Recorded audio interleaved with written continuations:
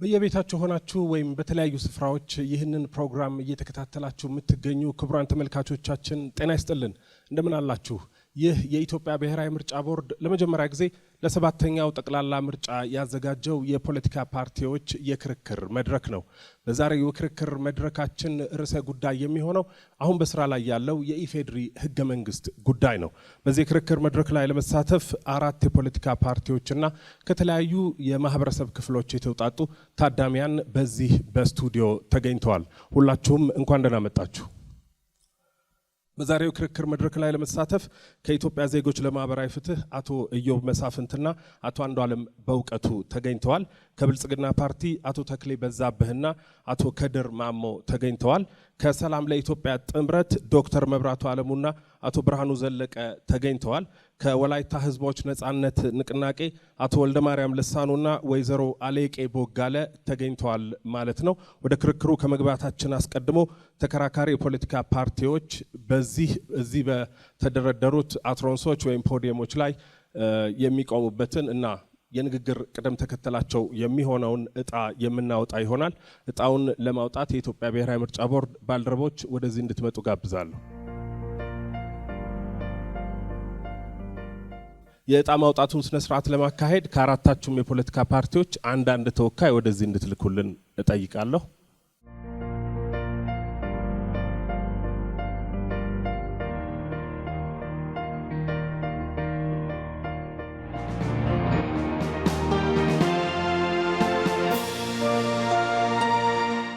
በዛሬው የክርክር መድረክ ላይ የክርክር መድረኩን በዋና አጋፋሪነት ኤርሚያስ በጋሻው የሚመራ ይሆናል። ከኔ ጋራ ባልደረቦቼ ጋዜጠኛ ጸገነት ላቀና ጋዜጠኛ መታሰቢያ ደረጀ ይገኛሉ። የዛሬው የክርክር መድረካችን ርዕሰ ጉዳይ የኢፌድሪ ህገ መንግስት ጉዳይ ነው። በዚህ መሰረት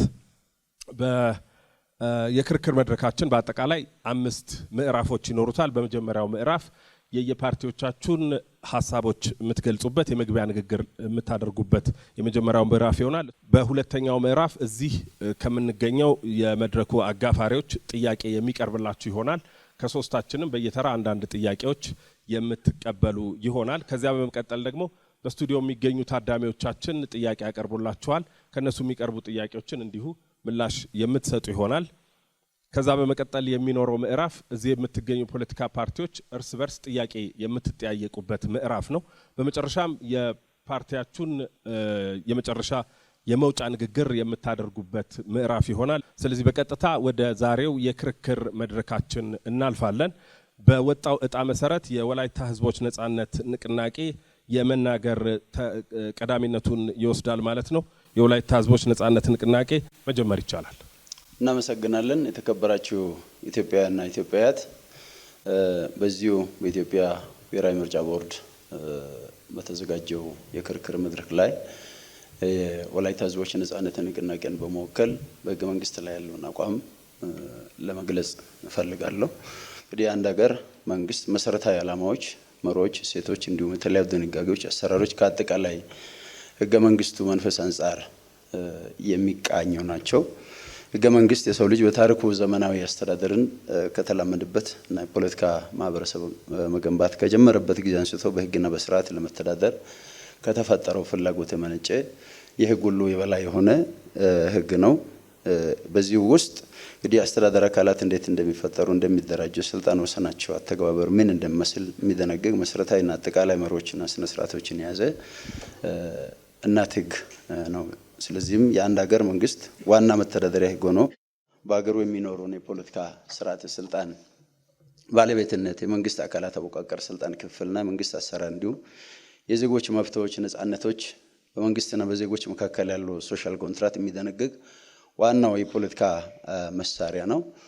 ይህ በሀገራችን የህገ መንግስት ታሪካዊ አመጣጥ ስታይ በ1923 ዓ.ም የተዘጋጀው ዘውዳዊ አገዛዝን የሚያቀነቅነው እንደዚሁም በ1948 የተሻሻለ ሁለቱም ህገ መንግስት የአፄውን መለኮታዊ ክብር በመግለጥ ዜጎች በስሩ ተገዝቶ እንዲኖሩ የሚደነግግ ነበር። እሱን በህዝቦች ትግል ተገርስሶ በ1980 በደርግ ዘመን የተዋቀረው በተለይም የፕሬዝዳንቱ የሶስቱ መንግስት አካላት የህግ አውጪውን፣ ተርጓሚውና አስፈጻሚውን ህግ ጠቅልሎ መያዝ እንዲችል የሚያስችል የዜጎችን መብትና ጥቅም የማያስከብር ህገ መንግስት ነበር። እሱ በህዝብ ትግል ተገርስሶ በ1987 የኢትዮጵያ ፌደራላዊ ሪፐብሊካዊ ህገ መንግስት ወይም የፌዴራል ህገ መንግስት ተዘጋጅቷል። በዚህ ህገ መንግስት ፓርቲያችን ያለው ግልጽ አቋም ህገ መንግስቱ የዜጎችን የብሔሮችን ብሔረሰቦችና ህዝቦችን መብት በአግባቡ አድሬስ ማድረግ ይቻልና በቀደም ያሉ ህገ መንግስታት የነበራቸውን ዲፌክት ማረም የቻለ በዜጎች ተሳትፎ ላይ የተመሰረተ የመብትን ጥግ የሚያሳይ ዜጎች ራሳቸውን እድል በራሳቸው መወሰን እንዲችሉ የሚያደርግ እስከ መገንጠል ድረስ ያለውን ያለ ገደብ መብት የሚሰጥ ብሔሮች ብሔረሰቦች ህዝቦች ቋንቋቸውን ባህላቸውን ታሪካቸውን በአግባቡ ኤክሰርሳይዝ ማድረግ እንዲችሉ ከዛ ፊት ቅድመ ህገ መንግስት በነበረው ጊዜ ያጧቸውን መብቶችን በሙሉ ኢንተርቴይን ማድረግ እንዲችሉ የሚያደርግ ታላቅ ህገ መንግስት እንደሆነ ፓርቲያችን ያምናል። በዚህ ህገ መንግስት ውስጥ ይሄ ቀረ የማይባል ጥቅል ህጎች በውስጡ አሉ። ነገር ግን እንደ ፓርቲያችን አቋም እነዚህ የጥቅል ህጎች ህጉን መሰረት ባደረገ መልኩ ህገ መንግስቱን መሰረት ባደረገ መልኩ ከዛ ኢማኔት የሚያደርጉ ህጎች፣ አዋጆች፣ ደንቦች፣ ፖሊሲዎች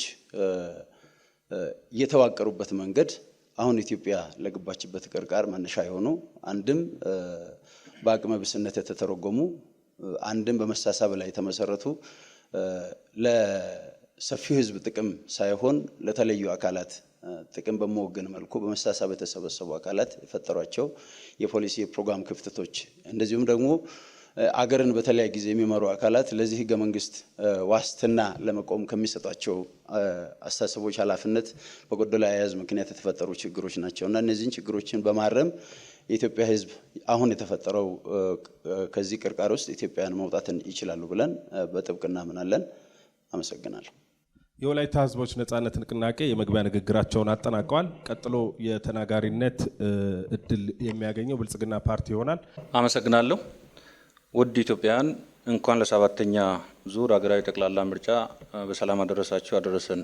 በቅድሚያ ያላለው እንደሚታወቀው ህገ መንግስት የህግና የፖለቲካ ስርዓት መሰረት የሆነ የህዝቦች የጋራ የቃል ኪዳን ሰነድ በመሆኑ ሲቀረጽ ሆነ ሲሻሻል እንዲሁም ሲተካ ሰፊው የሀገሪቱ ህዝብ በጎላ ተሳትፎና ትምምን እንደሚፈልግ እናምናለን። ፓርቲያችን ብልጽግና በዚህ ሂደት በጽኑ ያምናል። ለዚህም ነው አብዮት ሳያስፈልግ ለውጥ መንግስትን መምራት ያስፈለገበት። ውድ ኢትዮጵያውያን ፓርቲያችን ብልጽግና ሀገራችን ዘላቂ ሰላምና ዋስትና ያለው ዴሞክራሲ እንዲሰፍን፣ ኢኮኖሚያዊና ማህበራዊ እድገታችን እንዲፋጠን፣ የግልና የቡድን መብቶች ሚዛን ጠብቆ እንዲከበሩ በዚህም የአንድ ኢኮኖሚና ፖለቲካ ማህበረሰብ ለመገንባት የሚያስችል ተጨባጭ ውጤቶችን አስመዝግቧል፣ ቀጥሎበታልም። ህገ መንግስቱ የሀገሪቱ የበላይ ህግ በመሆኑ የመንግስት ውሳኔ ይህንን መርሆ መቃረን እንደሌለበት እናምናለን። ሆኖም በባለፈው ስርዓት የህገ መንግስት የበላይነት የሚገዳደሩ ህጎችና ተቋማት ተስፋፍቶ ዜጎች ለሰብአዊ መብት ጥሰትና ሮሮ ዳርጎ መቆየቱ ከመላው ኢትዮጵያውያን የሚሰወር ጉዳይ አይደለም። ፓርቲያችን ብልጽግና የህጎችና ተቋማት ቀረጻ አደረጃጀት የሰው ልጅ መሰረታዊ መብቶችና ነጻነቶችን ባከበረ እንዲሆን ተጨባጭ ስራዎችን ሰርቷል፣ የሚቆጠሩ ውጤቶችንም አስመዝግቧል። ለአብነት የዲሞክራሲና የፍትህ የጸጥታ ተቋማት የህግና የተቋማት ማሻሻያ፣ የሲቪል ማህበረሰብ ድርጅቶች፣ የጸረ ሽብር፣ የሚዲያ፣ የወንጀል ስነ ስርዓትና ማስረጃ ህግ ወዘተ ጭቆና ማስፈጸሚያ ከነበሩበት የህገ መንግስት ድንጋጌዎችን ባከበረ መልኩ በህግ ብቻ የሚመሩ ነጻና ገለልተኛ ተቋማት በመካከላቸው ያለው የስልጣን ክፍፍልም አሻሚ ባልሆነ መንገድ እንዲደራጁ ተደርጓል። በመሆኑም የመግደያና ማሰቃያ ማዕከል የነበሩ ቦታዎች ወደ መዝናኛነት፣ ኩራትና ክብር መገለጫነት ተቀይሯል። ብሔራዊ ቴሌቪዥን ብቻ መመልከት አስገዳጅ ከነበረበት የሀገራችን ነባራዊ ሁኔታ ዛሬ ላይ በሀሳብ የበላይነት የሚያምን ሁሉ የመሰለውን ይጽፋል፣ ይሞግታል፣ ይተቻል። ስለሆነም ዳግም የኢትዮጵያን ህዝብ እድሉን ከሰጠንና መምራት እድል ካገኘን ውስንነቶችን በማረም በዘርፉ ያስመዘገብናቸው ውጤቶችን በማላቅ እምርታ እናስመዘግባለን ብለን እናምናለን። የመንግስት አሰራር ግልጽና ተጠያቂነት የሰፈነበት ለማድረግ በኢትዮጵያ ታሪክ ለመጀመሪያ ጊዜ የአስተዳደር ስነ ስርዓት ህግ በማጽደቅ አስፈጻሚ የሚያወጧቸው መመሪያዎች በህዝብ እንዲተቹ ተመዝግቦ ተደራሽ እንዲሆኑ፣ ውሳኔዎች ፈጣን በፍርድ ቤቶች የሚከለሱ በመሆናቸው በአገልግሎት አሰጣጥ በርካታ ለውጦች ተመዝግቧል። ፈጻሚዎችን በሕግ የተገደበ ስልጣን እንዲኖራቸው አስችሏል። በተጨማሪም ትላንት ተንቀሳቃሽ የአንድ ማዕከል ዲጂታል አገልግሎት እንዳያችሁት የአንድ ማዕከል የዲጂታል አገልግሎት የተቀላጠፈ መንግስት አገልግሎት ተደራሽ ማድረግም እየተቻለ ይገኛል። ብሔሮችና ብሔረሰቦች ራሳቸውን የማስተዳደር የራስን እድል በራስ የመወሰን ሚዛናዊ ውክልና የማግኘት ሀቀኛ ፌዴራሊዝምም የተተገበረው በፓርቲያችን ብልጽግና ነው። የፌዴራል መንግስት በክልሎቹ ጉዳይ በህገ መንግስታዊ መንገድ ካልሆነ በስተቀር ጣልቃ አይገባም። የሀብትና ልማት ፍትሐዊነት ለማረጋገጥ የጋራ ገቢ ክፍፍል እስከ ልማት ፍትሐዊ ስርጭት በግልጽ ቀመር ተሸንሽኗል፣ ይሸነሸናልም። የፌዴራልና ክልሎች እንዲሁም ክልሎች እርስ በርስ ግንኙነት ተደጋግፎ መውጣት የሚያስችል የመንግስታት ግንኙነት ህግም ጸድቆ ተግባራዊ ለውጥ እያስመዘገበ ይገኛል። ለአስተዳደር አመችነት ሲባል በህዝብ አሰፋፈር፣ ቋንቋ፣ ማንነትና ፍቃድ ላይ ተመስርቶ ተጨማሪ 3 ክልሎች የዞን የልዩ ወረዳና የወረዳ አደረጃጀቶች በህገ መንግስቱ መሰረት ራስን በራስ የማስተዳደር እድል በሚያሰፋ መልኩም ተዘርግቷል። ፓርቲያችን በፌዴራል ስርዓት በማንኛውም ጊዜ የሚነሱ የማንነት የወሰን ጥያቄዎች ህጋዊ፣ ሰላማዊና ዴሞክራሲያዊ በሆነ ብልጽግና ፓርቲ የመግቢያ ንግግር ለማድረግ የተመደበላችሁን ጊዜ ያጠናቃችኋል። እናመሰግናለን። ወደ ቀጣዩ የፖለቲካ ፓርቲ ነው የምናልፈው። የኢትዮጵያ ዜጎች ለማህበራዊ ፍትህ ኢዜማ መቀጠል ይቻላል። እሺ፣ እናመሰግናለን። ውድ ኢትዮጵያን እንደምን ከረማችሁ? እንደሚታወቀው ህገ መንግስት በአንድ ሀገር ውስጥ የሚደረግ ማህበራዊ ውል ወይም ሶሻል ኮንትራት ነው። ይህ ውል የሚደረገው በመንግስት በማህበረሰቡና በግለሰቦች መካከል የሚኖርን ግንኙነት ለመደንገግ ነው። ዋና ዓላማው በሀገር ውስጥ የተረጋጋ ማህበረሰብ መፍጠር ታሳቢ ያደረገ ነው። ሁሉም በእኩልነት የሚያሰራና የሀገር ሁኔታ ከግምት ውስጥ ያስገባ ህገ መንግስት ሲኖር የተረጋጋ ማህበረሰብ መፍጠር የሚቻል ሲሆን፣ በተቃራኒው ደግሞ ከፋፋይ ለአንድ ወገን ያደላና የሀገሩ ነባራዊ ሁኔታ ያልተረዳ ህገ መንግስት ሲኖርን ደግሞ ግጭት፣ ቀውስ፣ አለመረጋጋት የዕለት ተዕለት ኑሯችን ይሆናል። ውድ ኢትዮጵያውያን፣ ኢትዮጵያ በአሁኑ ወቅት ያለችበት አስከፊ የፖለቲካ ቀውስ፣ የማይቋረጥ አለመረጋጋትና የዜጎች የሰላም እጦት በድንገት የተከሰተ አይደለም። ባለፉት 30 ዓመታት የተጠቀምንበት ህገ መንግስት እና በሱ ምክንያት በስራ ላይ የዋለው በቋንቋና በማንነት ላይ የተመሰረተ የፌዴራል አወቃቀርና የተሳሳተ የፖለቲካ ስሪት ውጤት ነው። ይህ ህገ መንግስት ዜግነትን ሳይሆን ብሔርን የስልጣን ምንጭ በማድረጉ ሀገራዊ አንድነታችን ላልቷል። ይህ ሳያንስ ደግሞ ባለፉት 30 ዓመታት በሚሊዮን የሚቆጠሩ ወገኖቻችን ለስደት፣ ለሞት እና ሌሎች በርካታ ችግሮች ተጋላጭ እንዲሆኑ ሆነዋል። ከዛም አልፎ እስከዛሬ ድረስ መቋጫ ያላገኙ የማያባሩ የክልል ጥያቄዎች፣ የማንነት ጥያቄዎች እና በማንነት ላይ የተመሰረቱ ጥቃቶች በሙሉ ከዚህ ህገ መንግስት የተሳሳተ አካሄድ የመነጩ ናቸው ብለን እናምናለን። በመሆኑም የኢትዮጵያ ዜጎች ለማህበራዊ ፍትህ ኢዜማ የፌዴሬሽኑ አወቃቀር ከመሰረቱ መለወጥ እንዳለበት በጽኑ ያምናል። አሁን ባለው ስርዓት ሁላችሁም እንደምታውቁት ዜጎች በሁለት ተከፍለው በሚኖሩበት ቦታዎች አንዱ ባለቤት፣ አንዱ መጤ፣ አንዱ ነባር፣ አንዱ ሰፋሪ ሆኖ እየኖርንበት ያለበት አገር እንደሆነ ማንም የሚያውቀው ነው።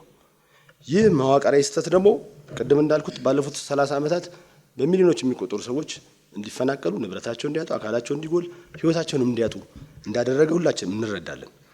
በዚህ መሰረት ኢዜማ አሁን ያለው ህገ መንግስት እንዲሻሻል ቁርጠኛ አቋም ይዟል ማለት ነው። እኛ የምናሻሽለው ህገ መንግስት እንዲሁም የምንፈልገው አንድነትን የሚያረጋግጥ ዜጎች በግድ በብሔራቸው ሳይሆን እንደ ግለሰብ በዜግነታቸው ጭምር እውቅና የሚኖራቸው ፖለቲካ ጆይን ሲያደርግ በብሔሬ ምን ጥቅም አገኛለሁ ብሎ ሳይሆን ወደ እውነተኛ ማንነቱ የፖለቲካ እውነተኛ ማንነቱ ተመልሶ ወደ በዜግነት የሚቆጠርበት የሁሉንም ዜጎች ባህል፣ ቋንቋ፣ የሃይማኖት መብት የሚያከብር ብዝሃነታችን የመነታረኪያና የመጋጫ ምክንያት ሳይሆን እንደውም የውበታችን መገለጫ የሚሆንበት አንድን አካባቢ ለአንድ ብሔር ብቻ በመስጠት ኦሮሚያ የኦሮሞ ነው፣ አማራ የአማራ ብቻ ነው፣ ትግራይ የትግራይ ብቻ ነው የሚለውን አሻሽለን ሁሉም የኢትዮጵያ ክፍል የሁሉም ኢትዮጵያውያን እንዲሆን እናደርጋለን። እንዲሁም የመንግስት ስልጣን በሚገድብ መልኩ ህገ መንግስቱ እንዲሻሻል ይደረጋል። የዜጎች ሰብአዊና ዜጋዊ መብቶች በሚከበርበት ሁኔታ ህገ መንግስቱ ይሻሻላል። በቁጥር አነስተኛ ለሆኑ ማህበረሰብ ክፍሎች ለምሳሌ ለሴቶች፣ ለአካል ጉዳተኞች፣ ለአረጋውያን፣ ለአርብቶ አደሮች ወዘተ ልዩ ጥበቃ በሚሰጥ መልኩ ህገ መንግስቱ እንዲሻሻል እናደርጋለን። በኢዜማ እምነት እኛ ኢትዮጵያውያን በብዝሃነት የተዋብንና የተገመድን አንድ ህዝብ ነን። ውድ ኢትዮጵያውያን፣ ኢዜማ የህገ መንግስት ማሻሻያ ጥያቄ ሲያነሳ ተራ የፖለቲካ ውይይት ብቻ አይደለም። ለእኛ የኢትዮጵያ ዘላቂነት ኢትዮጵያ ቀጣይነት የሚረጋገጠው ህገ መንግስት መሻሻል ማድረግ ስንችል ብቻ ነው። እስከዛሬ ለደረስንበት ችግር በሙሉ መንስኤው ምን እንደሆነ እያወቅን የህገ መንግስት ግን ሳይሻሻል መቀጠል ለችግሩ ሪኮግኒሽን አለመስጠት ወይም ችግሩን ተቀብሎ እንደመኖር ነው የምንቆጥረው። በአጠቃላይ ኢዜማ አማራጭ ህገ መንግስታዊ ስርዓት ያመጣል። ኢትዮጵያ ካለችበት የመበታተን አደጋ አውጥቶ ዜጎች በሰላም የሚኖሩባት የጋራ ልማቸውን የሚያደርጉባት ዲሞክራሲያዊ ሀገር ለመገንባት ብቸኛው አስተማማኝ መንገድ የኢትዮጵያ ዜጎች ለማህበራዊ ፍትህ የመግቢያ ንግግር ለማድረግ የተመደበላችሁን ጊዜ አጠናቃችኋል። ወደ ቀጣዩ የፖለቲካ ፓርቲ ነው የምናልፈው። ሰላም ለኢትዮጵያ ጥምረት መቀጠል ይቻላል። ክቡራን የፖለቲካ ፓርቲ ወኪሎች፣ አወያዮች፣ የዚህ መድረክ ታዳሚዎች፣ ክቡራን የኢትዮጵያ ህዝቦች፣ ክቡራትና ክቡራን፣ በቅድሚያ ለመጪው 7ኛ ሀገራዊ ምርጫ እንኳን በሰላም አደረሳችሁ አደረሰ ማለት እወዳለሁ። ያ ሁላችሁም እንደምታውቁት ህገ መንግስት የአንድ ሀገር መሰረት፣ የመንግስትን አቅጣጫ የሚወስን፣ የዜጎችን መብት የሚጠብቅ፣ የሀገርን አንድነት የሚያጠናክር፣ ሀገረ መንግስቱ የሚመራበት ትልቅ የፖለቲካ ሰነድ ነው። ይሁን እንጂ የአሁኑ ህገ መንግስታችን እነዚህን ዓላማዎች አሳክቷል ወይ ብለን ስንጠይቅ የአሁኑ ህገ መንግስታችን አንደኛ ሰላምና መረጋጋትን ወይም የፖለቲካ ስግነትን ማረጋገጥ አልቻለም። ሁለተኛ ራስን በራስ ማስተዳደር መብት እስከ መገንጠል ድረስ መለጠጡ ልዩነታችን አስፍቶና ግዝፎ ህብረ ብሔራዊ አንድነታችን ሸርሽሮታል። ሶስተኛ የፍትህ ስርዓቱ የዲሞክራሲ የሰብአዊ መብትና የጸጥታ ተቋማት ገለልተኝነትና ነጻነት ጥያቄ ውስጥ ገብቷል ማለት ይቻላል። አሁናዊ የህግ አወጣጥ ስርዓቱ ስንመለከት ከሞላ ጎደል በአንድ ፓርቲ እጅ እየወደቀ ይገኛል ማለት ይቻላል። እነዚህን ጥያቄዎችና ተግዳሮቶች ለመመለስ የዓለም ተሞክሮችን ስንመለከት አብዛኞቹ ሀገሮች ህገ መንግስታቸውን አሻሽለዋል ወይም ቀይረዋል። ለምሳሌ ያክል ደቡብ አፍሪካ ከአፓርታይድ ጊዜ በኋላ አዲስ ህገ መንግስት በማሻሻል የፖለቲካ ልዩነቶችን በማጥበብ ላይ ትገኛለች። ኬንያ በ2010 ህገ መንግስት ማሻሻያ አድርጋለች። ጋና ፕሬዝዳንታዊ ስርዓት ተግባራዊ በማድረግ የፖለቲካ መረጋጋትና እውነተኛ ዲሞክራሲ እንዲሰፍን ሰርታለች። ህንድ ሚዛናዊ ፌዴራሊዝምን ተግባራዊ በማድረግ ብዝሃነትና ሀገራዊ አንድነትን አቻችላ እየሰራችና በለውጥ ጎዳና ትገኛለች። የእነዚህ ሀገራት ልምዶች ህገ መንግስት ከሁኔታዎች ጋር መጣጣም ያለበት የሚለወጥ የሚሻሻል ወይም የሚቀየር ጉዳይ መሆኑን እንረዳለን። ጥምረታችን ኢትዮጵያ በጥልቅ የተሻሻለ ህገ መንግስት ወይም ህገ መንግስታዊ ስርዓት ያስፈልጋታል ብለን እናምናለን። ጥምረቱ ቢመረጥ የመንግስት የመዋቅር ስርዓቱ ፕሬዝዳንታዊ እንዲሆን እናደርጋለን። ይህም ጠንካራ አስፈጻሚ መዋቅርና በሶስቱ የመንግስት አካላት መካከል ግልጽ የሆነ የስራ ክፍፍልና ቁጥጥር ስርዓት እንዲኖር እናደርጋለን። ግጭት የማይፈጥር አንድነትን የሚያጠናክር ሚዛናዊ ተመጣጣኝ የፌዴራል ስርዓት ተግባራዊ እንዲሆን እንሰራለን። የፌዴሬሽኑ አወቃቀርም የፌዴራል መንግስት ክፍላተ ሀገራትና የአካባቢ አስተዳደር መዋቅሮች እንዲኖሩት እናደርጋለን። 2 ምክር ቤቶች ይኖሩናል፣ የላይኛውና የታችኛው ምክር ቤቶች። አዲስ የህገ መንግስት ፍርድ ቤት እናቋቁማለን። ይሄም ከፖለቲካ ጫና የሌለበት ነፃ የህግ ተርጓሚ አካል እንዲሆን እንሰራለን። የዜጎችን መብት በተመለከተ ጣምራ ዜግነትን እንፈቅዳለን። በቁጥር ያነሱ የማህበረሰብ አካላትን መብት እናስጠብቃለን። የምርጫ ስርዓቱን ከአብላጫ ምርጫ ስርዓት ወደ ተመጣጣኝ የምርጫ ስርዓት እንዲቀየር የምንሰራ ይሆናል። የመሬት ፖሊሲን በተመለከተ ጥምረቱ ከፖለቲካ ተጽዕኖ ነፃ ፍትሐዊና ግልጽ የሆነ የዘላቂ የመሬት ይዞታ የባለቤትነትና ተጠቃሚነት ስርዓትን በመዘርጋት መሬት የግል የውልና የመንግስት ሆኖ እንዲዋቀር እንሰራለን። ክቡራን ተሳታፊዎች፣ ክቡራን የኢትዮጵያ ህዝቦች፣ ህገ መንግስት ማሻሻል ማለት ሀገርን መከፋፈል ማለት አይደለም። ህገ መንግስትን ማሻሻል ማለት ሀገርን ማዳን ነው። ህገ መንግስቱ ሊሻሻል የሚችለውም ህዝቦች በህዝቦች ተሳትፎ መፈቃቀድ በውይይትና ግልጽ በሚመራ ሁሉም ባካተተ የምክክር ሂደት ብቻ ይሆናል ብለን እናምናለን። የሰላም ለኢትዮጵያ ጥምረት የምርጫ ምልክታችን የቡና ተክል ነው።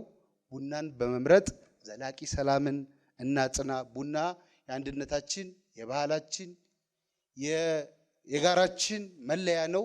ቡና ፓርቲያችን ለዓለም ኢትዮጵያ ለዓለም ያበረከተችው ገጸ በረከት ነው ብለን እንወስዳለን። የምርጫ ምልክታችን የቡና ተክል ነው። ቡናን ምረጡ፣ ሰላምን ያስቀድሙ። አመሰግናለሁ። ሰላም ለኢትዮጵያ ጥምረት የመግቢያ ንግግር ለማድረግ የተመደበላችሁ ጊዜ ተጠናቋል። የመጀመሪያውን ምዕራፍ አጠናቀናል። የፖለቲካ ፓርቲዎች የመግቢያ ንግግር የምታደርጉበትን ምዕራፍ ማለት ነው። አራታችሁንም የፖለቲካ ፓርቲዎች እናመሰግናለን። በቀጣዩ ምዕራፍ ከዚህ ከመድረክ ካለነው አጋፋሪዎች ጥያቄ ይቀርብላችኋል። ጥያቄ ለሚቀርቡላችሁ ጥያቄዎች ምላሽ የምትሰጡበት ምዕራፍ ነው የሚሆነው። የመጀመሪያው ጥያቄ የሚያተኩረው አሁን በስራ ላይ ያለውን የኢፌዴሪን ህገ መንግስት ማሻሻል በተመለከተ ነው። የመጀመሪያው ምላሽ በወጣው ዕጣ መሰረት የወላይታ ህዝቦች ነጻነት ንቅናቄ ይሆናል ማለት ነው። የወላይታ ህዝቦች ነጻነት ንቅናቄ በመግቢያ ንግግራችሁ ላይ አሁን በስራ ላይ ያለው የኢፌዴሪ ህገ መንግስት በርካታ ጥያቄዎችን የመለሰ በርካታ መብቶችንም ያጎናጸፈ ህገ መንግስት እንደሆነ ጠቅሳችኋል። ስለዚህ ወህነን የኢፌዴሪ ህገ መንግስት አሁን በስራ ላይ ያለው የኢፌዴሪ ህገ መንግስት መሻሻል የለበትም የሚል አቋም ነው ያለው? ህገ መንግስታዊ ስርዓቱ የሚቀየርበት የሚለወጥበት የራሱ በህገ መንግስቱ የተደነገገ አሰራር አለው።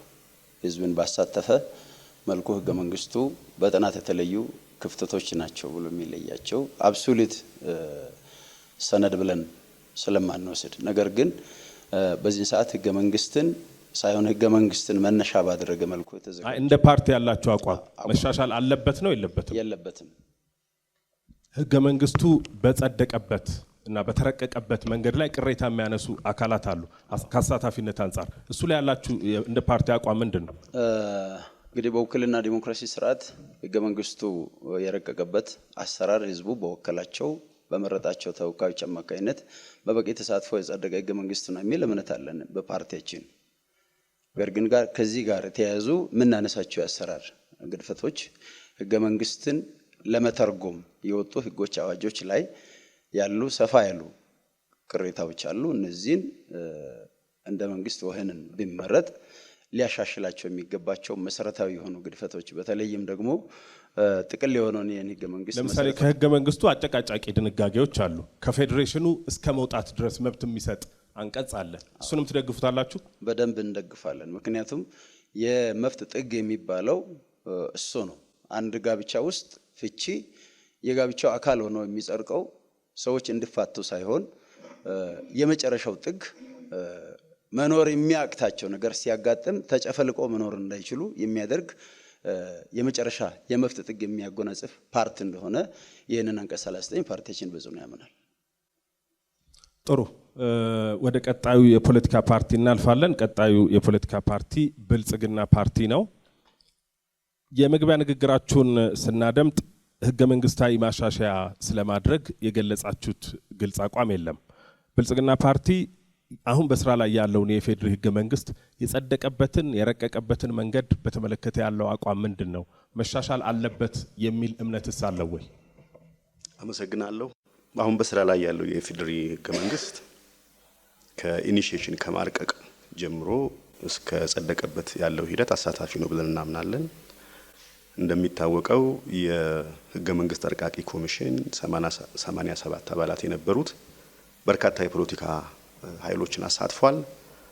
ያልተሳተፉቱ በስደት ላይ የነበሩ ኢህአፓና መኢሶን ብቻ ነበሩ። እነሱ ደግሞ አባሎቻቸው ግማሹ በስደት አብዛኛው በተለያዩ በኮሚሽን ውስጥ በተሳተፉ። ስለዚህ አሳታፊ ነው ብላችሁ ነው የምታምኑት? አሳታፊ ነው። እስከ ቀበሌ ድረስ በየቀበሌው ተካሂዶበታል። በመሻሻሉ ላይ ያላችሁ ፐብሊክ አቋም ዲስከሽን ተካሂዶበታል። አሳታፊ ነው ማለት ነው። በመሻሻሉ ላይ ያላችሁ አቋም? ህገ መንግስት ሊሻሻል ይችላል። ነገር ግን የሚሻሻልበት ሂደት ላይ ነው ጥያቄያችን። ህገ መንግስት የማህበረሰብ ሶሻል ኮንትራክት ነው ብለናል። ገዢ ሰነድ ነው ብለናል። ነገር ግን ይሄ ህገ መንግስት የብሔረሰቦችን የረጅም ዘመን ትግል የማንነት ትግል ያከበረ ህገ መንግስት ነው። የሚሻሻለው አካታች አሳታፊ ብሔራዊ ምክክር ወይ ደግሞ በህዝብ ውሳኔ። ለብሔራዊ ምክክር ያቀረባችሁት የህገ መንግስቱ መሻሻል ያለባቸው ዋነኛ ጉዳዮች ምንድን ናቸው? ለኢትዮጵያ ህዝብ ግልጽ መሆን አለበት። በብሔራዊ ምክክር ኮሚሽን ጊዜ በቅርብ ወደ ቴብል የምናቀርበው ነው የሚሆነው። አው ግን አሁን ይሄን ለሚከታተሉ ዜጎችም ይሄን ለሚከታተሉ ዜጎች ህገ መንግስቱ ሊሻሻል ይችላል። ህገ መንግስት የሚሻሻለው ዘላቂ እንዲሆን የተሻለ የተግባባንበት ሰነድ እንዲሆን። ላይ ብልጽግና ያለው አቋም ምንድን ነው? አንቀጽ 39 የብሔሮች ብሔረሰቦችና ህዝቦች የማንነት መብት መከበር ዋስትና ነው። ህብረ ብሔራዊ ፓርቲ ነን። በህብረ ብሔራዊነትና በአንድነት መካከል ሚዛን ጠብቀን የምንሄድ ነን። ኢትዮጵያውያን የረጅም የተሳሰር የተጋመደ ታሪክ ያለን ነን። እናመሰግናለን። ብልጽግና ፓርቲ ለጥያቄው ምላሽ ሰጥቷል። ወደ ቀጣዩ የፖለቲካ ፓርቲ እናልፋለን። ቀጣዩ ፖለቲካ ፓርቲ የኢትዮጵያ ዜጎች ለማህበራዊ ፍትህ ነው። የኢትዮጵያ ዜጎች ለማህበራዊ ፍትህ ህገ መንግስታዊ ማሻሻያ ለማድረግ አቋም እንዳለው በመግቢያ ንግግራችሁ ላይ ገልጻችኋል። በርካታ ጉዳዮችን ለማሻሻል እንዳቀዳችሁ አሁን በስራ ላይ ያለውን የፌዴራል ህገ መንግስት ለማሻሻል ግን በተለይ ህገ መንግስቱ በራሱ ባለው የማሻሻያ መንገድ ለማሻሻል ግን ውስብስብ የህግ ሂደቶችን ማለፍ የሚጠይቅ ነው። የሁለቱን ምክር ቤቶች 2/3 ድጋፍ ማግኘት አለበት። ካሉት ክልሎች ደግሞ 2/3 የሚሆኑት ክልሎች ማሻሻያውን መደገፍ አለባቸው። አንዳንዶቹን ይዘቶቹን ለማሻሻል ሙሉ ክልሎች ካልደገፉ ማሻሻል የማይቻልበት ሁኔታም አለ። ስለዚህ ኢዜማ ህገ መንግስት የሚያሻሽለው በራሱ በህገ መንግስቱ መንገድ ነው ወይስ ኤክስትራ ኮንስቲቱሽናል ወይም ከህገ መንግስቱ ውጪ በሆነ መንገድ ነው? በምን መንገድ ነው ልታሻሽሉ ያሰባችሁት? መሻሻል ካለባቸው ብለን ከምናስባቸው አንቀጾች አንዱ የህገ መንግስቱ ማሻሻያ አንቀጽ ነው። በዚህ ምክንያት the most rigid constitution in the world በዓለም ላይ ሊታረም የማይችል ህገ መንግስት የኢትዮጵያ ህገ መንግስት ነው። አሁን ባለው የኢትዮጵያ ህገ መንግስት መሰረት ህገ መንግስቱን ማሻሻል ኦልሞስት ኢምፖሲብል ስለሆነ በእኛ እምነት ህገ መንግስት ለህዝብ ተጻፈ እንጂ ህዝብ ለህገ መንግስት አልተፈጠረም ብለን ስለምናምን በኢትዮጵያ ህዝብ ውሳኔ የሚሻሻሉ አንቀጾች በፖለቲካ ድርድርና ውይይት የሚሻሻሉ አንቀጾች አሉ ብለን እናምናለን። አጠቃላይ ግን የምናሻሽለው ህገ መንግስቱን ኤክስትራ ኮንስቲቱሽናል በሆነ መንገድ ነው፣ ከህገ መንግስቱ ውጪ በሆነ መንገድ ነው። ምክንያታችን ህዝብ ለህገ መንግስት አልተፈጠረም፣ ህገ መንግስት ነው ለህዝብ የተፈጠረው ብለን ስለምናምን። የትኛውን የህገ መንግስት ይዘቶች ማሻሻል ነው የምትፈልጉት? የህገ መንግስት ማሻሻያዎቻችን በጣም በርካታዎች ናቸው። የሚጀምረው ከአጠቃላይ የህገ መንግስቱ መንፈስ ነው። የህገ መንግስቱ መንፈስ ኢትዮጵያውያንን በአንድነት በአንድ የማኖር ሳይሆን አላማው የሚመስለው መገንጠልን ሁለቱ ወዳጆች የደገፉትን አንቀጽ የያዘ ከጋብቻው በፊት በእኛ እምነት ፍቺውን ያስቀደመ ህገ መንግስት ነው። የኢትዮጵያ ህዝብ ቅድም ወንድሜ እንደገለጸው አንድ ህዝብ ነው ብለን ነው የምናምነው። በማንነት በዳይቨርሲቲ የተዋበ ግን አንድ ላይ የተገመደ አንድ ህዝብ ነው ብለን ነው የምናምነው። ይህንን በሚያረጋግጥ አንድነትን በሚያጠናክር መልኩ ህገ መንግስቱን እናሻሽላለን። የህገ መንግስቱ አንቀጽ 8 ሉዓላዊነትን የተመለከተው ቀጥታ ለህዝብ እንዲሆን እናደርጋለን። ከብሔር ብሔረሰቦች ወጥቶ የዘውግ ፖለቲካን ህገ መንግስታዊ መሰረቶች እናስተካክላለን። አንቀጽ 6 ሰንደቅ ዓላማን እናስተካክላለን። በኢትዮጵያ ህዝብ ውሳኔ መወሰን አለበት ብለን ነው የምናምነው። አንቀጽ 39 መገንጠልን ከኢትዮጵያ ህገ መንግስት ላይ ለአንዴና ለመጨረሻ ጊዜ እንሰርዛለን። አንቀጽ 40 የመሬት ስሪትን በተመለከተ መሬት በ3 ስሪቶች መሆን አለበት፣ የግለሰብ መሬቶች መኖር አለባቸው ብለን እናምናለን። ፓርላመንታዊ ስርዓትን በፕሬዚዳንሻል ሲስተም እንቀይራለን። አንቀጽ 46 እና 47 የክልል ማካለያ መሰረቶች የሆኑትን እንቀይራለን። ዘርፈ ብዙ የሆኑ የክልል ማካለያዎች ያስፈልጉናል። አንቀጽ 52 የክልሎች ስልጣንና የፌዴራል መንግስቱን ስልጣን እናሻሽላለን፣ እናስተካክላለን። የኢትዮጵያ ዜጎች ለማህበራዊ ፍትህ ጥያቄውን ለመመለስ የተመደበላችሁ ጊዜ ተጠናቋል። ምላሽ ሰጥታችኋል። ወደ ቀጣዩ የፖለቲካ ፓርቲ ነው የምናልፈው። ሰላም ለኢትዮጵያ ጥምረት ነው ቀጣዩ የፖለቲካ ፓርቲ። ሰላም ለኢትዮጵያ ጥምረት የህገ መንግስት ማሻሻያ የማድረግ አቋም እንዳለው በመግቢያ ንግግራችሁም ላይ በማኒፌስቶአችሁም ላይ የተገለጸ ጉዳይ ነው። በርካታ ይዘቶችን የማሻሻል ሀሳብ አላችሁ። ተመሳሳይ ጥያቄ ነው ለእናንተ የማነሳው። አሁን ባለው የኢፌዴሪ ህገ መንግስት የማሻሻያ መንገድ በራሱ በህገ መንግስቱ መንገድ ውስብስብ የህግ መንገዶችን ማለፍ የሚጠይቅ ነው። ሰላም ለኢትዮጵያ ጥምረት በምን አይነት መንገድ ነው ህገ መንግስቱን ለማሻሻል ያቀደው? በራሱ በህገ መንግስቱ መንገድ ወይም ከህገ መንግስቱ ውጪ በሆነ መንገድ? አመሰግናለሁ። አሁን ያለው ህገ መንግስት አንቀጽ 104 እና 105 ህገ መንግስቱ እንዳይሻሻል ተደርጎ የተሰሩ ናቸው። ከላይ ወደ ታች ነው። የትኛው ዓለም ላይ ህገ መንግስት የሚሻሻለው በ3 መንገድ ነው። አንደኛ በሪቮሉሽን ነው። ሰላም የኢትዮጵያ ጥምረት ያንን ሪቮሉሽን አይደግፍም። ሌላኛው መንገድ ደግሞ ሪቪዥን ነው። ስለዚህ መከለስ ይቻላል ማለት ነው። አሁን ያለው ህገ መንግስት ከላይ ወደ ታች ስልጣን የያዘው መንግስት ካልፈቀደ መሻሻል የሚችል አይደለም። ስለዚህ አገራዊ ምክክር መደረግ አለበት። አጀንዳ አቅርበናል እንደ ጥምረት። በዛ ጥምረት ላይ ለሀገራዊ ምክክር ኮሚሽን ያቀረባችሁት የህገ መንግስት ማሻሻያ ጉዳይ ምንድን ነው? አብዛኛው አንቀጾች በተለይ ከሰብአዊ መብት ድንጋጌ አንቀጽ ከሰብአዊ መብት ድንጋጌ ከሚደነግጉ ውጪ አብዛኞቹ አንቀጾች እንዲሻሻሉ አቅርበናል። የክልል አከላልን በተመለከተ ክልል አከላል አሁን ኮንፊውዝድ የሆነ ነው። ለፌደራል መንግስቱ ባላንስ እንኳን አይሰጥም። ባላንስ እንኳን የሚሰጥ የክልል አደረጃጀት አይደለም። በውሸት በቋንቋ የተመሰረተ ነው፣ ለብሔር መብት የሰጠ ነው ይባላል እንጂ ኮንፊውዝድ የሆነ ነው። ሁሉም ብሔሮች በዚህ ህገ መንግስት መሰረት ክልል መሆን ነበረባቸው፣ ግን አብዛኛው ብሔር ያንን መብት አላገኘም። ስለዚህ ብሔርንም አልጠቀምም፣ ለፌደራል መንግስቱን ባላንስ አልፈጠረም። አንዱ የክልል አመሳሰረቱ አወቃቀሩ ሰላም ለኢትዮጵያ ጥምረትን የመሰረቱ አብዛኞቹ ፓርቲዎች አንዳንዶቹ የክልል ጥያቄ የመመለስ የፖለቲካ ፕሮግራም ያላቸው ፓርቲዎች ናቸው። እንዴት ታስታርቁታላችሁ ይሄን? አሁን ባለው ሁኔታ በዚህ ጉዳይ ላይ የተሻሻለ ሀሳብ ይዘን መተናል። እኛ ክልሎች ሲዋቀሩ በክፍለ ሀገር እንዲዋቀር፣ ክፍለ ሀገር ሲዋቀር ናይጄሪያ ይህን ችግር የፈታችው የታችኞቹን አስተዳደር በማብዛት ነው።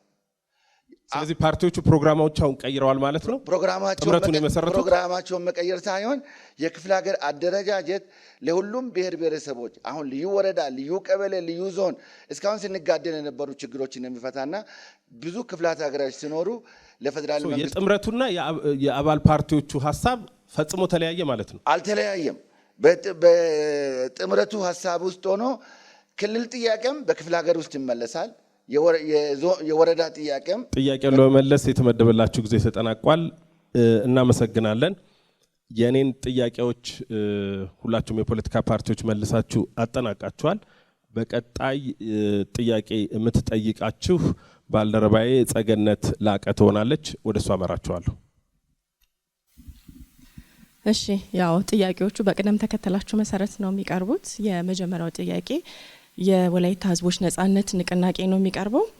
በኢትዮጵያ ተግባር ላይ ሊውል የሚገባው ስርዓት ፕሬዝዳንታዊስ ፓርላሜንታዊ የሚል ነው። ነገር ግን ለእያንዳንዳችሁ የምናቀርበው ጥያቄ የመግቢያ ንግግራችሁ ላይም ባስቀመጣችሁት መሰረት ከዛ በመነሳት ይሆናል። ፓርላማዊ ሜንታዊ ስርዓትን እንከተላለን ብላችኋል። እንግዲህ ላለፉት 30 ዓመታት ተሞክሮ በተግባር የታየ ነውና በዚህ ሂደት ውስጥ በእርግጥስ ይሰራል ብላችሁ ታምናላችሁ? ከዛ እንጀምር። በደንብ እናምናለን። ቀደም እንደተነጋገር ነው አሁን ከቤት የሚሰነሱ እንደነበሩት ህገ መንግስቱ ላይ የተቀመጡ ነገሮች እንደዚህ ተብሎ ተቀምጠው ነበር፣ ነገር ግን አልተፈጸሙም የሚሉ ክርክር ሀሳቦች በሙሉ ያፈጻጸም ችግርን እንጂ ህገ መንግስቱን የችግር ምንጭ አለመሆኑን በደንብ አስረግጠው የሚናገሩ ናቸው። ይሄ ቀደም እንደተነጋገር ነው ፓርቲያችን እዚህ እንከን የለሽ የሆኑ ህገ መንግስታዊ መርሆች ድንጋጌዎች በአግባቡ የሚተረጉም ስራ ላይ የሚያውል የሚያስፈጽም መንግስታዊ ተቋምና ተቋማዊ አሰራር አደረጃጀት በመፍጠር ከህገ መንግስቱ መነጩ ህጎች፣ አዋጆች የሰፊውን ህዝብ መብትና ጥቅም እንዲያከብሩ በማድረግ የሁሉንም ፍላጎት ባማከለ መልኩ እንደገና እንዲከለሱ በማድረግ እየተፈጠሩ ያሉ ችግሮችን በቀላሉ መፍታት እንደሚቻል በጽሉ ስለምናምን ፓርላሜንታዊ ስርዓት በዚህ ሀገር ላይ እንደ አንድ ሪፐብሊካን ስቴት በውስጡ ያለው ህብረ ብሔራዊ ዲሞክራሲያዊ ፌዴሬሽን ስርዓቱን ከማስኬድ አንጻር በቂ የሆነ ምላሽ ይሰጣል የሚል እምነት ስላለን ነው። ነገር ግን ችግሮቹ ዋናው ምንጫቸው ይህንን ህገ መንግስት መሰረት ያደረጉ የአፈጻጸም ክፍተትን የፈጠሩ ያተረጓጎም ስርዓቶች የፈጠሩት ቀውስ እንደሆነ ያው በዝርዝር እነሱን ለይተን ማቅረብ እንችላለን። ይህንን ተግባራዊ ለማድረግ የሚያስችሉ አስቻይ የሆኑ ዲሞክራሲያዊ ስርዓቶች አሉ ብላችሁ ታስባላችሁ? ስልጣንን አንድ ላይ ጠቅልሎ የመውሰድ በአስፈጻሚው አካል ላይ አለ ተብሎ ስለሚታሰብ ምን አይነት አስቻይ ሁኔታዎችን ለመፍጠር አስባችኋል? ትግል ነው። ፊት ለፊት መጋፈጥ ንቃተ ህግንና ንቃተ ህሊናን መገንባት የሚያስችሉ በተለይ አብዛኛው የኢትዮጵያ ህዝብ ስለ ህጉና ህገ መንግስቱ ያለው የነቃ ተሳትፎ በጣም ዝቅተኛ በመሆኑ ምክንያት መብትና ጥቅሙን ከማስከበር አንጻር እነዚህ ዜጎች መጠበቅ፣ ማክበር፣ ማስከበር ያለባቸውን ህገ መንግስታዊ ድንጋጌዎችን የሶሻል ኮንትራቱን ማስቀጠል በሚያስችል ደረጃ የሚያታግል ስርዓት ከራሱ ከህዝቡ የሚመጣ እንጂ ማንም ነጻነትን በነጻ የሚያደል ሰው ስለሌለ መላውን ህዝብ ያሳተፈ ትግልና ተሳትፎ ማድረግ ለዚህ አስቻይ ሁኔታ ለመፍጠር መነሻ እንደሆነ እናምናለን። ጥሩ፣ እሺ፣ የተሰጣችሁንም ሰዓት አጠናቃችኋል። ሁለተኛው ተመሳሳይ ጥያቄ ነው ለብልጽግና ፓርቲ። እንደዚሁ በኢትዮጵያ ተግባር ላይ ሊውል የሚገባው መንግስታዊ ስርዓት ፕሬዝዳንታዊ ወይስ ፓርላሜንታዊ የሚለውን ግልጽ የሆነ የእናንተን አቋም እንድትነግሩን እንፈልጋለን። ሁለቱም ዲሞክራሲያዊ ስርዓት ናቸው። ፕሬዚዳንሻል ስርዓትም ፓርላሜንታሪ ስርዓትም ዲሞክራሲያዊ ስርዓት ነው። አንዱ የተሻለ ዲሞክራቲክ፣ አንዱ ደግሞ ውስንነት ያለው የሚያደርገው የአገሪቱ ተጨባጭ የፖለቲካ ሁኔታ ነው። አሁን በህገ መንግስታችን ስራ ላይ ያለው ፓርላሜንታሪ ስርዓት ነው። ይህን ፓርላሜንታሪ ስርዓት ይዘን የጸና የዲሞክራሲ ስርዓት የመገንባት ሂደት ውስጥ ነው ያለነው። ጠንካራ ተቋማትን እየገነባን ነው።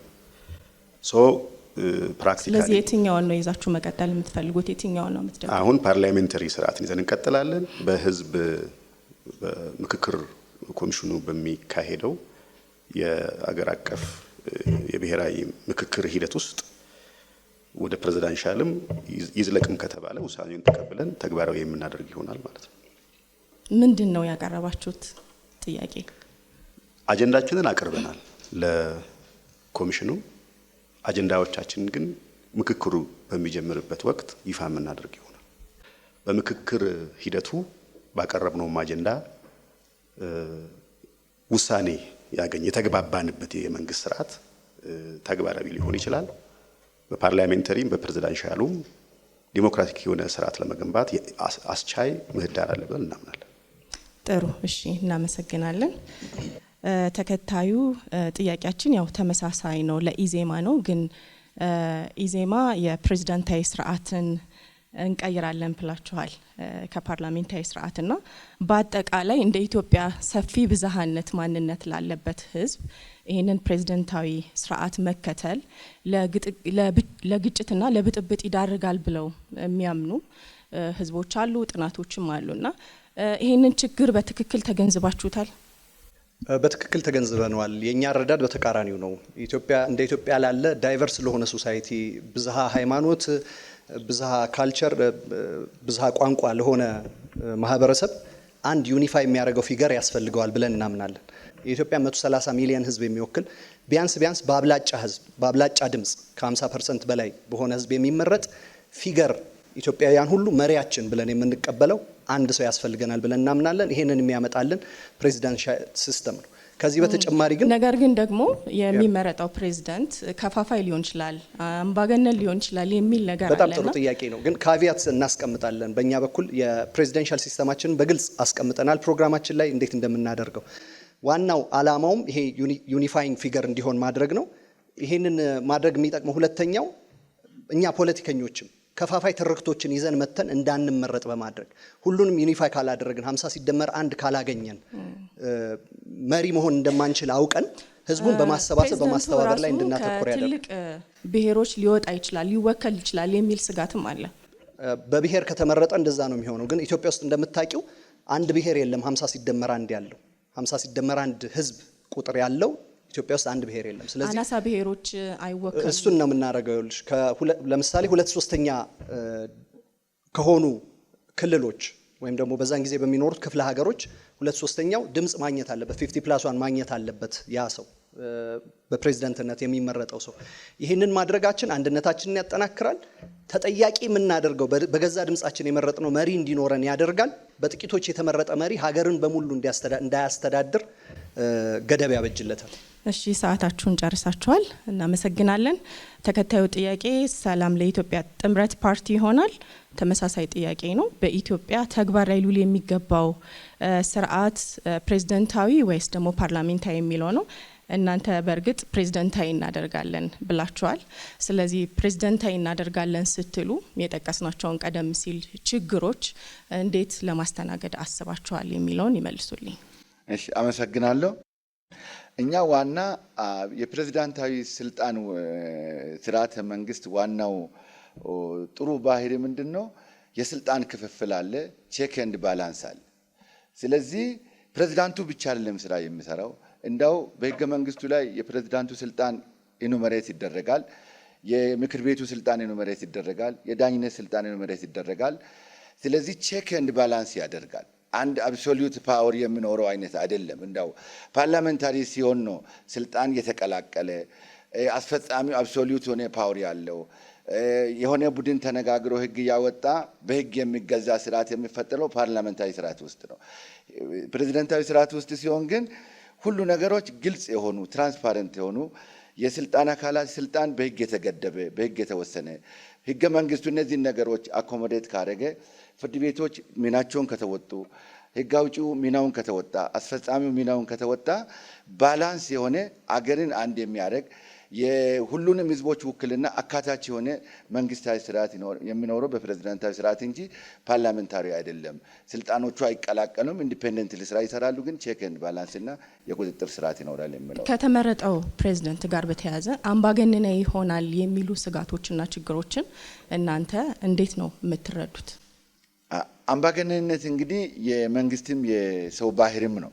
ያንን የሚገታው ጠንካራ ስልጣን ገደብ ማድረግ ነው።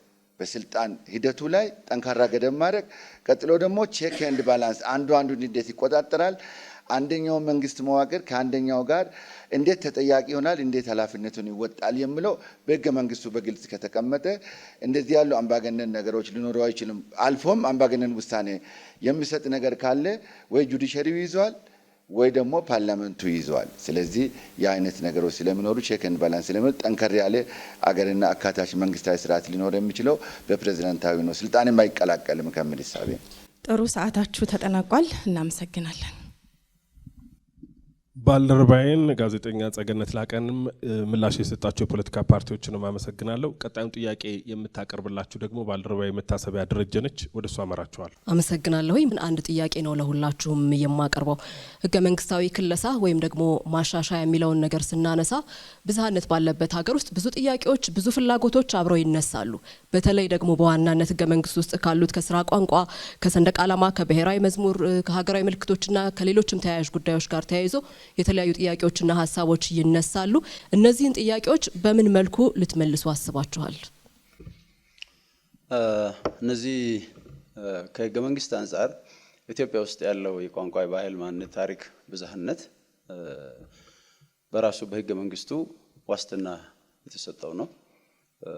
እነዚህ ምላሽ ያገኙ ጥያቄዎች ናቸው ብለን እናምናለን በራሳችን። ነገር ግን ከዚህ ጋር በተያያዘ የሚስተዋሉ ቅድም ያልናቸው ከአፈጻጸም ጋር በተያያዘ ለምሳሌ አሁን ቋንቋ ከአንድ ቦታ እስከ ከሚነገርበት ማህበረሰብ ተነስቶ እስከ ፌደራል ድረስ የቋንቋ ውክልና ሊኖር የሚችልበት አሰራር የአፈጻጸም ጉዳይ ነው እንጂ ፎርማሊ ተቀምጧል። ስለዚህ አሁን ያለው በስራ ላይ ያለው ባለበት እንዲቀጥል ነው የምትፈልጉት? ለምሳሌ የስራ ቋንቋ አሁን ላይ አማርኛ ነው፣ ስለዚህ ተጨማሪ ቋንቋዎች አያስፈልጉም የሚሉ አቋም ነው ያላችሁ? አሰራር ይኖራል። አሰራሩ ምንድነው? በፌደራል ስራ ቋንቋ አማርኛ የሚለው በአማርኛነቱ አብዛኛው ሰው የሚናገርበት አሁን ዛሬ እኛም እዚህ የምንናገረው አይነት ሊንጓ ፍራንካ የመሆን እድሉ በታሪክ አጋጣሚ የተገኘው ኢትዮጵያ የጋራ መግባቢያ በመሆኑ ቅሬታ የለንም። ነገር ግን ታች ያሉ ሌሎች ቋንቋዎች በልኩ ማደግ የሚችሉበትን አሰራር ስርዓት በተካለሉበትና በሚነገሩባቸው ቦታዎች ላይ የፌደራል ተቋም አገልግሎትን አክሰስ በማድረግ ትርጉም መስጠት የሚቻልበት ለሰፊው ህዝብ ጥቅም ማዋል የሚቻልበት በቂ አሰራር አለ እና እሱን አሰራር ህገ መንግስት ተርጓሚውና ከህገ መንግስቱ የመነጨ ህግ ምላሽ የሚሰጠው እንጂ ህገ መንግስቱ ከሰንደቅ ዓላማ ጋር ተያይዞ የሚነሱ ጥያቄዎችንስ ምላሽ እንዴት ነው የምትሰጡት? ማስተካከያ ታደርጋላችሁ? የኢትዮጵያ ሰንደቅ ዓላማ ማስተካከያ የምናደርገው ነገር የለም። ነገር ግን ክልሎች የራሳቸው ሰንደቅ ዓላማ ሊኖር ይችላል የሚለው የህገ መንግስቱ አንቀጽ ይችላል የሚለው ኦፕሽናል ለሰፊው ህዝብ ጥቅም ሲባል ይችላል የሚለው ባያደርግ የሚያስገድድ አስገዳጅ ሁኔታ በህገ መንግስቱ ስለሌለ አንድ ብሔራዊ ሰንደቅ ዓላማ ካለ ይበቃል የሚል እምነት አለን በአገር ደረጃ። ጥሩ፣ ይህንኑ ጥያቄ ወደ ብልጽግና ፓርቲ ወስደዋለሁ።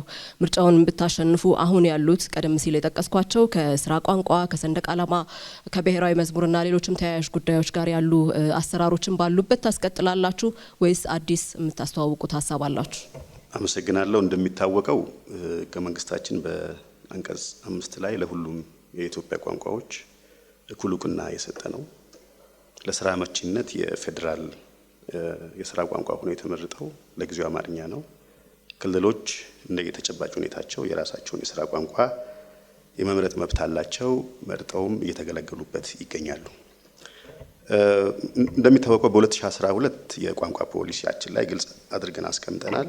ናሽናል ላንጉዌጅ የሚል አጀንዳ የለንም። ነገር ግን አሁን ባለው የስራ ቋንቋ አማርኛ ላይ ሌሎች 4 ቋንቋዎችን በመጨመር 5 ቋንቋዎች የፌዴራል የስራ ቋንቋ እንዲሆኑ እንሰራለን። ሰንደቅ ዓላማን በተመለከተ አሁን ያለው ሰንደቅ ዓላማ የብሔሮችን ብሔረሰቦችን እኩልነት እንዲሁም የሃይማኖት እኩልነትን ይወክላል ብለን እናምናለን። ሰንደቅ ዓላማው አሁን ባለው ከናርማው ቢቀጥል ችግር የለብንም።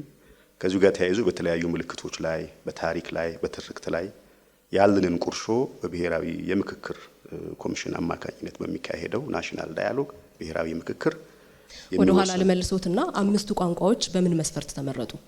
በተለያየ መስፈርት ነው የተመረጡት። አንደኛ በስፋት መነገራቸው ነው። ሁለተኛ አንዳንድ ቋንቋዎች በአጎራባች አገራትም ጭምር የሚያገናኙ ናቸው። በዚህ በተለያዩ መስፈርቶች የተመረጡ ናቸው። አመሰግናለሁኝ። ወደ ኢዜማ ልሻገር። ቀደም ሲል መግቢያችሁም ላይ ስታቀርቡ እንደነበረው የሀገሪቷን ሁኔታ ታሳቢ ባደረገ መልኩ ህገ መንግስቱ መሻሻል አለበት፣ ህገ መንግስቱ እነዚህ ችግሮች አሉበት እያላችሁ ስታነሱ ነበርና ቀደም ሲል ከጠቀስኳቸው ብዙ ፍላጎቶችና ጥያቄዎች ካሉባቸው ሀሳቦች መካከል ከስራ ቋንቋ ጋር የተያያዘ ከሰንደቅ ዓላማ ከብሔራዊ መዝሙሩም ጋር በተገናኘ ብዙ ጥያቄዎች ይነሳሉና የእናንተስ ምላሽ ምንድነው የሚሆነው በእነዚህ ጉዳዮች ላይ? መሰረታችን ህገ መንግስት ወደ አንድ የሚያመጣን ሰነድ መሆን አለበት። የጋራ የቃል ኪዳን ሰነዳችን መሆን አለበት። አንድ ፖለቲካ ማህበረሰብ የምንፈጥርበት መሆን አለበት የሚል ነው። እነዚህ ጥያቄዎች ይሄንን በሚያሳካ መልኩ እናስተናግዳቸዋለን። ለምሳሌ ቋንቋን በተመለከተ አማርኛ የስራ ቋንቋ መሆኑ እንደቀጠለ ሆኖ ከሱ በተጨማሪ ግን ተጨማሪ የስራ ቋንቋዎች ያስፈልጋሉ ብለን እናምናለን። ለነሱ የሚሆኑ መስፈርቶች ያስቀምጠናል። በስፋት መነገር፣ የህዝብ ቁጥር፣ ያንን ቋንቋ የሚናገረው የህዝብ ቁጥር ወዘተረፈ የሚመስሉ መስፈርቶችን ያስቀምጠናል። የለያችኋቸው ቋንቋዎች አሉ? መስፈርት ነው ያስቀመጥነው። ለምንድን ነው ማንለየው? ይሄ ነገር አቴኒታ የሚቀየር ነገር ነው። ለምሳሌ ዛሬ ከፍተኛ ህዝብ ቁጥር የሚናገረው ቋንቋ ነገ ሊቀንስ ይችላል። ሌላ ደግሞ ትንሽ ህዝብ ቁጥር ነው የሚናገረው ብለን የጠበቅነው ቋንቋ ሊጨምር ይችላል። መስፈርቶች ተቀምጠው በየጊዜው የሚስተካከል መሆን አለበት። ሪጂድ ኤንድ ፊክስድ መሆን የለበትም ብለን ነው የምናምነው በእኛ በኩል። ባንዲራን በተመለከተ በተመሳሳይ አረንጓዴ ቢጫ ቀይ የሆነው የኢትዮጵያ ባንዲራ ለዘመናት በታሪክ የተጠቀምንበት ባንዲራ እንደመሆኑ በአድዋ ድል ጀምሮ ከዛም በኋላ የተጠቀምንበት እና የድል ምልክት የነጻነት ምልክት በብዙ አፍሪካ ሀገሮች የተተገበረ የነጻነት አርማ እንደመሆኑ እሱ ይቀጥላል። አርማ ይኑረው ላዩ ላይ አይኑረው የሚለው በህዝበ ውሳኔ ይወሰናል ብለን አስቀምጠናል። ከቋንቋው ጋር በተገናኘ በየጊዜው ልትቀይሩ ታስባላችሁ ማለት ነው? ትክክል። ፊክስድ እና ሪጂድ የሆነ ነገር መሆን የለበትም። አንድ ቋንቋ ባደገ በጨመረ ቁጥር ወደ ሀገራዊ ቋንቋ ወይም ደግሞ የስራ ቋንቋነት መምጣት አለበት ብለን ነው የምናምነው። በተመሳሳይ የፖለቲካ ስሪታችን አሁን ከብሔር ማንነት ሲወጣ ሁለተኛ ሌላ ቋንቋ ላይ የምንጨምረው ነገር ክልሎች አንድ የስራ ቋንቋ እንደተጠበቀ ሆኖ ማንኛውም ክልል በአስገዳጅነት ከዛ የስራ ቋንቋ በተጨማሪ አንድ ሀገርኛ ቋንቋን በክልሉ ማስተማር ይጠበቅበታል። በእኛ ፖሊሲ መሰረት እሱን ማድረግ በቋንቋ መተሳሰራችንን የሚጨምርልን የኢትዮጵያ ውስጥ የሚኖረው ህዝብ ተመሳሳይ ቋንቋ እያሳደገ እንዲሄድ የሚያደርግ በመሆኑ ተጨማሪ የስራ ቋንቋ በክልሎችም ጭምር ተግባራዊ እናደርጋለን። ከሌሎቹ የሚለየን ይሄ ነው። አመሰግናለሁኝ። ወደ ሰላም ለኢትዮጵያ ጥምረት ላምራ። የእናንተስ አቋም ምንድነው? ባለበት ይቀጥላል ወይስ የምታሻሽሏቸው ነገሮች አሉ? እሺ፣ አመሰግናለሁ። ቋንቋን በተመለከተ ቋንቋና ወንዝ ሰውን አጣለም። ስለዚህ መግባቢያ ነው። ወንዝም ያው እየሄደ እያጠጣ ነው የሚሄደውና ቋንቋ እየተግባባን የምንሄድበት ስለሆነ ቋንቋን በሚመለከት ያለን አቋም ምንድነው? አንዳንድ አሁን ደቡብ አፍሪካ 11 የፌደራል መንግስት ቋንቋ አላት እንደተባለው። አሁን እኛ ይሄ ይሁን ብለን አጥንተን ያቀረብነው ነገር የለም።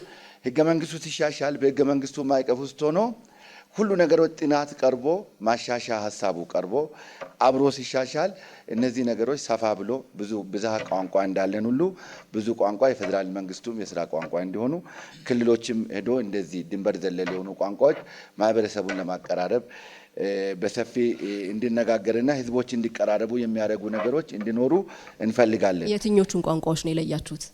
ለምሳሌ አሁን ኦሮምኛ ቋንቋ ተናጋሪውም ሰፊ ነው። ብዙ ትረስፓስ የሆኑ ብዙ የክልል አሁን ያለውን የአስተዳደር ወሰኖችን ይነካካል። እነዚህ አሁን ይሄ ቋንቋ እንደ አንድ ቋንቋ ቢወሰድ ችግር የለንም በእኛ ጥምረት ማለት ነው። ሌላኛው ደግሞ አንዳንድ ቋንቋዎች ደግሞ በባህሪያቸው ለምሳሌ የአፋር ቋንቋ ከጅቡቲ ጋር ያገናኛል። ጅቡቲ ደግሞ እንደ ወደብ ነው። እነዚህ ብሔራዊ ጥቅም ያለባቸው ነገሮች መስፈርት ኖሮ ግን ዝርዝሩ ግን ያኔ ህገ መንግስቱ ሲሻሻል በጥናት ላይ ተመስርተን ሀሳባችንን ብናቀርብ የተሻለ ይሆናል። ሰንደቅ ዓላማን በተመለከተ አሁን ያለው ሰንደቅ ዓላማ ቢቀጥል በእኛ በኩል ብዙ አይነት ተቃውሞ የለንም። መዝሙሩም እንደዚሁ ግን ምክክር ይፈልጋል። ያኔ አሁን ዓለም ጊዜ ዳይናሚክ ነው። ዳይናሚክ ስለሆነ ከጊዜ ጋር አሁን ሰው ተዋልደዋል፣ አንድ ሆነዋል። ቴክኖሎጂም ህዝቡን እያቀራረበ ነው። በተቻለ መጠን ውህደትን፣ አንድነትን የሚያስተጋቡ ነገሮች ያነ ውይይቱ ጊዜ ህገ መንግስቱ ሲሻሻል ቢፈጠር የተሻለ ነው የሚል አመለካከት ነው ያለን። አመሰግናለሁኝ። ጥያቄን ጨርሻለሁ። ጥያቄውን ያቀረበችውን ባልደረባዬን መታሰቢያ ደረጀንና ምላሽ የሰጣቸው የፖለቲካ ፓርቲዎች እናመሰግናለን። ከዚህ ከመድረክ አጋፋሪዎች ጥያቄ ቀርቦ ምላሽ የምትሰጡበትን ምዕራፍ አጠናቀናል። ከዚህ በመቀጠል የምናልፈው እዚህ በስቱዲዮ የሚገኙ ታዳሚዎች ለእናንተ ጥያቄ የሚያቀርቡበትና ምላሽ የምትሰጡበት ምዕራፍ ይሆናል። በዚህ በኩል ሁለት ሰው ይታየኛል። ከሳቸው እንጀምራለን። እሺ፣ አመሰግናለሁ። ለብልጽግና ማቀርበው ጥያቄ ምንድነው? የህገ መንግስቱ መሻሻል በተመለከተ እንደ መርህ ተቀብሎታል። ያንም ደግሞ በውይይት መሰረት በማድረግ እንደሚያሻሽል ገልጿል። ከሚሻሻሉ አንቀጾች መካከል አንቀጽ 39 በተለይም የመገንጠል መብት የሚለውን በተመለከተ እሱን እንደሚያሻሽሉ ነው። አሁን ባለው ተጨባጭ ጥያቄ አንስቶ ችግር እየተፈጠራለ ወይ? አሁን ከመገንጠል መለስ ያሉ ጥያቄዎች አለመከበር አይደሉም ወይ? ይህ ጥያቄ ለሌሎችም ስለሚሰራ ነው። ይህን ጥያቄ ሰላም ለኢትዮጵያ ነው የምጠይቀው። የመገንጠል ጥያቄ ኢትዮጵያ ችግር ነው ወይ? አሁን በተጨባጭ የምናየው ከወላይታ ነጻነት ግንባር እንደቀረበው ከዛ መለስ ያሉ ችግሮች አለመፈታት አይደለም ወይ? በዓለም ተጨባጭ ብንሄድ እነ ደቡብ ሱዳን፣ እነ ኤርትራ፣ እነ ፓኪስታን፣ እነ ባንግላዴሽ፣ ኢስት ቲሞር የተገነጠሉት የመገንጠል መብት በህገ መንግስታቸው ስላለ ነው ወይስ መብታቸውን ኤክሰርሳይዝ ባለማድረጋቸው ነው? ይሄ ነው ጥያቄ። አመሰግናለሁ። የብልጽግና ፓርቲ በእርግጥ አንቀጽ ቆጥሮ እቺን አንቀጽ ቀይራለሁ ብሎ ሀሳብ አላቀረበም። አንቀጽ 39ንም በሚመለከት በአንክሮ ያነሳ ነው። ለዘመናት ስነሳ የነበረው የብሔር ብሔረሰቦች በራስ እድል የራስን እድል በራስ የመወሰን በራስ የመተዳደር እድልን ያጎናጸፈ ህገ መንግስት ብለን እናምናለን። በመሰረታዊነት እኛ የምናምነው በጨፍላቂ አንድነትም አይደለም፣ በመገንጠልም አይደለም። ህብረ ብሔራዊ ብዝሃነትን ወይንም ህብረ ብሔራዊ አንድነትን፣ በአንድነት ውስጥ ልዩነት፣ በልዩነት ውስጥ አንድነትን ተቀብለን የምንሰራ ፓርቲ ነን። ስለዚህ ለሀገራዊ ምክክር ኮሚሽን በበላይነት ብልጽግና ፓርቲ የሚመራው መንግስት አቋቁሞ ተልዕኮ ተሰጥቶታል። ይሄ ተልዕኮ ከተሰጠ በኋላ ብልጽግና ፓርቲም የራሱ ሀሳቦችን ሌሎች ፖለቲካ ፓርቲዎችም እንዳቀረቡት ሁሉ አቅርበዋል። ለዚህ ይህንን ተከትሎ የኢትዮጵያ ህዝብ ምን ይፈልጋል፣ የትኛው አንቀጽ እንዲቀየሩለት ይፈልጋል፣ ምን አይነት የፌዴራሊዝም አስተላለፍ ይፈልጋል፣ የክልሎች አወቃቀር እንዴት እንዲሆን፣ የቋንቋ እንዴት እንዲሆን ይፈልጋል የሚለውም በጥቅሉ ነው እያቀረብን ያለ ነው። ስለዚህ መገንጠልን ለብቻ ንቅል አድርገን እንቀይራለን የሚል አቋም የለንም። ምክንያቱም ጽፈን የምንሰጠው ስላይደለ እንደ ብልጽግና ፓርቲ ህዝቦች ባመኑት ጉዳይ የማስተዳደር የመተዳደር የመገዛት እንጂ ጽፈን የምንሰጠው ወይ ደግሞ ትክክል ነው ፍጹም ነው ብለን የምናምነው እንደሌለ ይሄንን ለማስመር ፈልጋለሁ። አመሰግናለሁ። እናመሰግናለን። ሰላም ለኢትዮጵያ ጥምረት። አመሰግናለሁ። ሰላም ለኢትዮጵያ ጥምረት አንቀጽ 39ን የብሔር ብሔረሰቦች መብት እንዲከበር እንሰራለን። ነገር ግን እስከ መገንጠል የምትለዋ ነገር እንድትወጣ ነው በማኒፌስቶችን ጭምር ያስቀመጥ ነው። ይህ ምንድነው? የመገንጠል ሀሳብ ሲኖር ክልሎች ራሳቸውን ባይተዋር የማድረግ አዝማሚያ አለ። ኤርትራ ለምሳሌ እንውሰድ።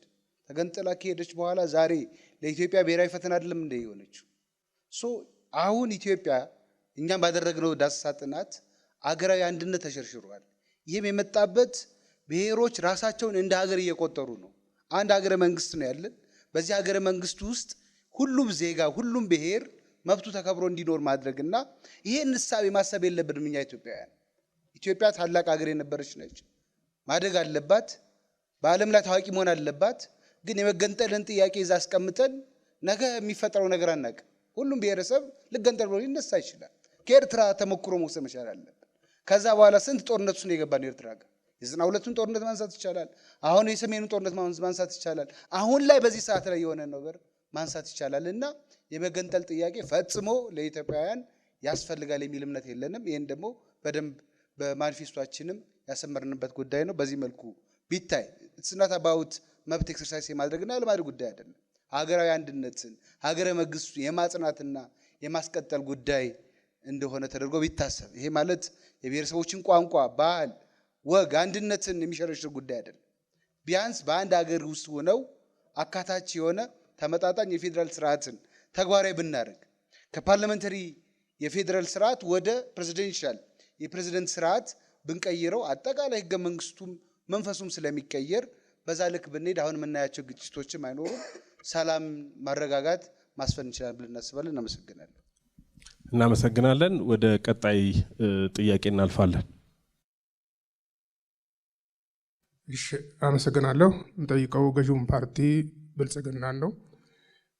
ብልጽግና ላለፉት 7 ዓመታት ሀገር እየመራ ነው የቆየው። በአሁኑ ሰዓት ላይ በታጣቂዎች እንዲሁም በተደራጁ የተለያዩ ጋንግስተሮች ከፍተኛውን የሰብአዊ መብት ጥሰት እየተፈጸመ ነው ያለው። አሁን ብልጽግና ድጋሚ ቢመረጥ ወደፊት ህግን ለማስከበር ምን የሚወስደው የተለየ ነገር አለ? ሁለተኛ ተፈናቃዮች ላይስ በቦታቸው ላይ መልሶ ከተለያዩ ክልሎችና ከተለያዩ ቦታ የሚፈናቀሉትን ወደ ቦታቸው ለመመለስ ያለው ቁርጠኝነትስ ምን ይመስላል የሚል ነው። እናመሰግናለን። ጥያቄው የቀረበው ለብልጽግና ነው። አመሰግናለሁ። ብልጽግና ፓርቲ አገርን የመምራት ኃላፊነት የተረከበበት ጊዜ የሚታወቅ ነው። አጠቃላይ ህገ መንግስትንና ህገ መንግስታዊ ስርዓትን አጣብቅኝ ውስጥ የከተተበት ሀገሪቱ የመበታተን አደጋ በተጋረጠባት ጊዜ ላይ ነው የሀገርን የመምራት ኃላፊነት የተረከበው። ስለዚህ ያደሩ ቁርሾች፣ በቀሎች ይሄ ጊዜ እየቆጠሩ የሚነሱት በእርግጥ በብልጽግና የተፈጠረ አይደለም። ይሄንን ሂደቶችን ግን ችግሮችን ለመፍታት በርካታ ሂደቶችን እንደሚታወቁት ተሄዷል። አንዱ የተቋማት ሪፎርም ነው። ስለዚህ የህግ በላይነትን ለማረጋገጥ የሚያስችሉ የፍትህ ተቋማት፣ የጸጥታ ተቋማት እነሱን ጨምሮ የሲቪል ማህበራት ሀብት የማያገኙበት ተንቀሳቅሰው የማይሰሩበት ሁኔታ ከነበረበት የህግ ማሻሻያዎችን ጭምር አድርጓል ብልጽግና ፓርቲ። ከዛ ውጭ ተቋማት ሰብአዊ መብቶች ኮሚሽንን ጨምሮ ሌሎች የዲሞክራሲ ተቋማት ነፃና ገለልተኛ ሆነው እንዲደራጁ ተደርጓል። በዚህም እንግዲህ ባለፉት ጊዜ ሲደርስ የነበረውን የቶርቸር ወይንም ከፍተኛ የሆነ ሰብአዊነት ላይ የሚደርሱ ኢሰብአዊ በደሎችን የመከላከል እነዚህን ደግሞ የተቋማት ሪፎርሞችን ጨምሮ በርካታ እርምጃዎችን ወስዷል። በዚህ የሚሰማሩ አስፈጻሚዎችን ተጠያቂ ማድረግ ስራዎችን ሰርቷል። ከዚህ ውጪ እንግዲህ በተለያዩ ምክንያት የተፈናቀሉትን በሚመለከት ባሉበትም መልሶ ደግሞ ከነበሩበት ከነባር ማህበረሰብ ጋር ተግባብቶ የሚኖሩበትን ምቹ መደላድል እየፈጠረ ባሉበትም ድጋፍ እየሰጠ እየፈጠረ መጥቷል። ከከፋበት ሀገርን የመበታተን አደጋ ከደረሰበት ተነስተን ነው አሁን ላይ ሆነን ውስን የሰላም ችግሮችን ውስን የልማት ችግሮችን ማንሳት እድል የፈጠር ነው። በዚህ ሁሉ ትግል መሆኑን ጥያቄውን ለመለስ የተመደበለትን ጊዜ አጠናቀዋል። እናመሰግናለን። ወደ ሌላ ጥያቄ እናልፋለን። እሺ፣ አመሰግናለሁ። ጥያቄ ለኢዜማ ነው። ኢዜማ ባስተዋወቀው ፕሮግራሙ ላይ ዜጋ ተኮር ፖለቲካ እንደሚከተል ገልጿልና የፕሬዝዳንታዊ ስርዓቱን እንከተላለን ብላችኋልና፣ አንደኛ አሁን ያሉት የህዝብ ተወካዮች ምክር ቤትና የፌዴሬሽን ምክር ቤቶች አሉ። የፌዴሬሽን ምክር ቤት የኢትዮጵያ ብሔር ብሔረሰቦችና ህዝቦች ድምጽ ነው ተብሎ ነው የመጣውና የነዚህ ሁለት ምክር ቤቶች ዕጣ ፈንታ ምንድን ነው የሚሆነው እናንተ መንግስት ስትሆኑ? ሁለተኛ ለወላይታ ህዝቦች ንቅናቄ ፓርቲ ነው። እናንተ ክርክራችሁን ስታቀርቡ አሁን ያለው ህገ መንግስት አሁን ያለው ሁሉ ነገር ምንም እንከን የለሽ እንደሆነ አቅርባችኋልና የመገንጠልንም ጥያቄ ጭምር እንደምትደግፉት ገልጻችኋልና በእናንተ ቋንቋ ኢትዮጵያ ከአንድ ሀገር 99 ሀገር እንድትሆን ነው የምትሰሩት ማለት ነው? ይሄስ ነው ወይ ለኢትዮጵያ ህዝብ የምታቀርቡት አጀንዳ? አመሰግናለሁ። እሺ፣ ወደ ምላሹ እንሄዳለን። የኢትዮጵያ ዜጎች ለማህበራዊ ፍትህ ነው። እናመሰግናለን። ጠያቂው የጠየቁት እንደገባኝ ከሆነ በፕሬዚዳንሻል ሲስተም ስታደርጉ አሁን ያሉት ምክር ቤቶች ዕጣ ፈንታ ምንድን ነው የሚሆነው የሚል ነው። እሺ፣ እንደዛ ከሆነ እንግዲህ ያው በፕሬዚዳንሻል ሲስተምም ቢሆን ሁልጊዜም ምክር ቤቶች ይኖራሉ። የትም ሀገር ላይ አሰራር ነው። እነኚህ ምክር ቤቶች ህግ የማውጣት ስልጣን አሁንም አላቸው። በቼክ ኤንድ ባላንስ የሚሰሩት ነው የሚሆነው። የፌዴሬሽን ምክር ቤት አሁን ባለው ይዘቱ የሚቀጥል ነው ብለን አናምንም። ምክንያቱም አሁን ያለው ከየብሔር ብሔረሰቡ ተወካይ መጥቶበት የፖለቲካ ውሳኔዎችን የሚወስን ነው። በእኛ ግን ህገ መንግስት ሲሻሻል በዚህ መልኩ ራሱ ምክር ቤቱ በዚህ መልኩ አይቀጥልም። የህግ መወሰኛ ምክር ቤት ይኖራል፣ ህግ የሚወጣ ህግ መምሪያ ምክር ቤት ይኖራል። በዛ መልኩ ሁለት ምክር ቤቶች ይኖራሉ። ፕሬዚዳንቱም በፕሬዚዳንሻል ሲስተም አሁን ባለው የትም ሀገር በሚሰራበት ሲስተም ይኖራል። አንዱ አንዱን ባላንስ የሚያደርግበት ቼክ ኤንድ ባላንስ ያለበት ሲስተም ነው የምናደርገው። ያን የምናደርግበት ምክንያትም በነገራችን ላይ ቅድም ከተለያዩ ሰዎችም ጥያቄ ሲነሳ ነበረ። ዲክታተርሺፕ አይመጣም ወይ፣ የአንድ ስልጣን ወደ አንድ ቦታ መጠቅለል አይመጣም ወይ ተብሏል። አሁን ባለው ስርዓት ፓርላሜንታሪ ሲስተም ስለተከተለ ወይም ፕሬዚዳንሻል ሲስተም ስለተከተለ ብቻ ዲሞክራሲያዊ ነው ማለትም አይቻልም። ሁላችሁም እንደምታውቁት አዶልፍ ሂትለር እና ሙሶሎኒ ፓርላሜንታሪ ሲስተም ያመጣቸው መሪዎች ናቸው።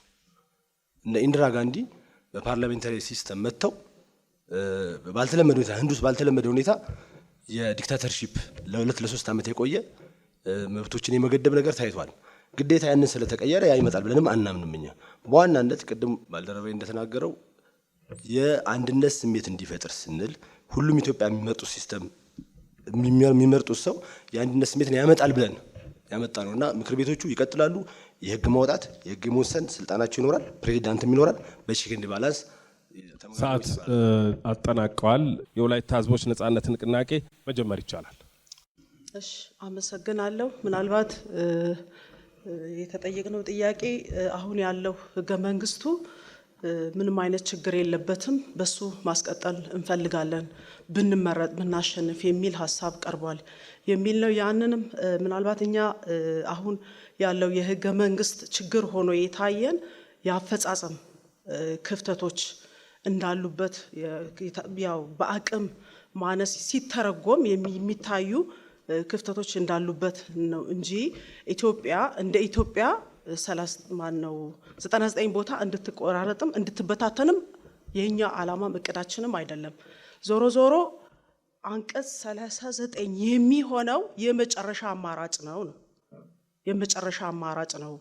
ሰው ማንም ኢትዮጵያዊ የሆነ ወይም ህብረ ብሔራዊነት አንድነቱን ያስጠበቀ ማንነት ያለው ብዙ የተለያዩ ጥያቄዎች ሊኖሩት ይችላሉ። ቅድም እንደተገለጸው በጥያቄው መሰረት ምላሽ እያገኘ እየተፈታለት የሚሄድ ከሆነ አንቀጽ 39ን የመጠቀም ግዴታ የለበትም።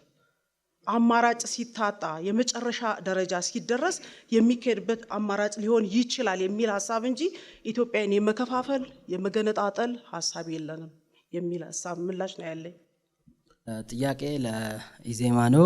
እሱም ምንድነው ህገ መንግስቱን ማሻሻል ዙሪያ ላይ ህገ መንግስቱን የሚያሻሽሉት ከህገ መንግስቱ ውጪ በሆነ መንገድ ነው ፕሮግራማቸውን ሲያስታውቁ፣ ይሄንን ህገ መንግስት ለማሻሻል ከህገ መንግስቱ ውጪ ከሆነ ይህ ህገ መንግስታዊ አይሆንም ወይ?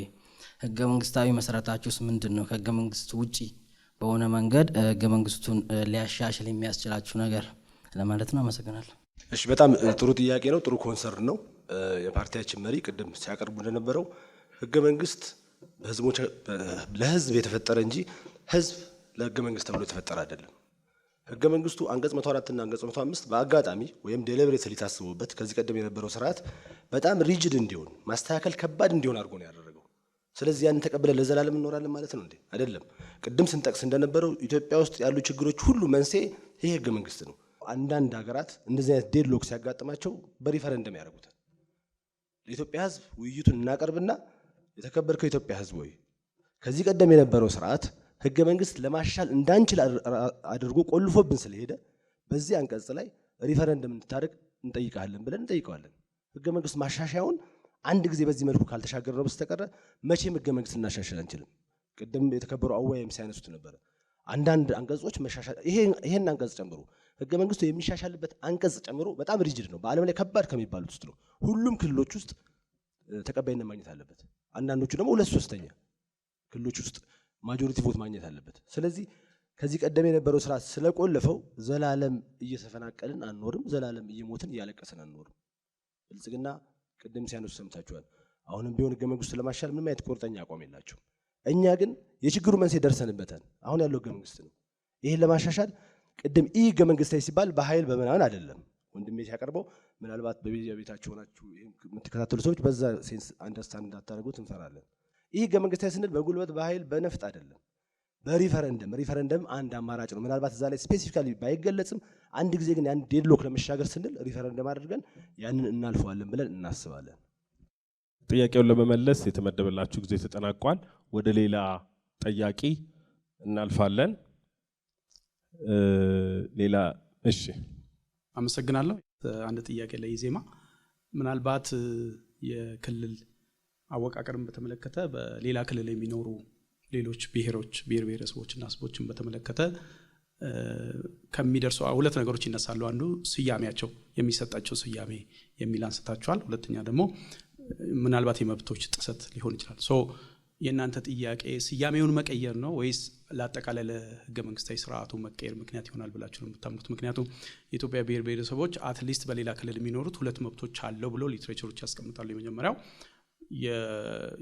የግሩፕ መብትን በተመለከተ አንድ አካባቢ የሚኖሩ ብሔር ብሔረሰቦች በወረዳ በቀበሌና በዞን ራሳቸውን በራሳቸው የማስተዳደር በሌላ ክልል ውስጥ የማስተዳደር መብት አላቸው። ፕራክቲካሊም ብዙ የኢትዮጵያ ክልሎች ውስጥ ይሄ መብት በሌላ ክልል ለሚኖሩ የኢትዮጵያ ብሔር ብሔረሰቦችና ህዝቦች ተከብሮ ይሄ መብት ኤክሰርሳይዝ እያደረጉ ነው። ወራስ በሌላ ክልል የሚኖሩ ተበታትነው የሚኖሩ ከሆነ ደግሞ ቃሉን አዱ ነው በተለያየ ቦታ የሚኖሩ ከሆነ ደግሞ በህገ መንግስቱ የተጠበቁ ሰብአዊ መብቶች የመንቀሳቀስ የመስራትና ሌሎች መብቶች አሏቸውና እነዛም መብቶች እንዲከበሩላቸው ነው ጥረት መደረግ ያለበት ነው ወይስ ሐሳባችሁ ምንድነው? እሺ አሁንም ጠያቂው በጣም ግሩም ጥያቄ ነው ያቀረቡት።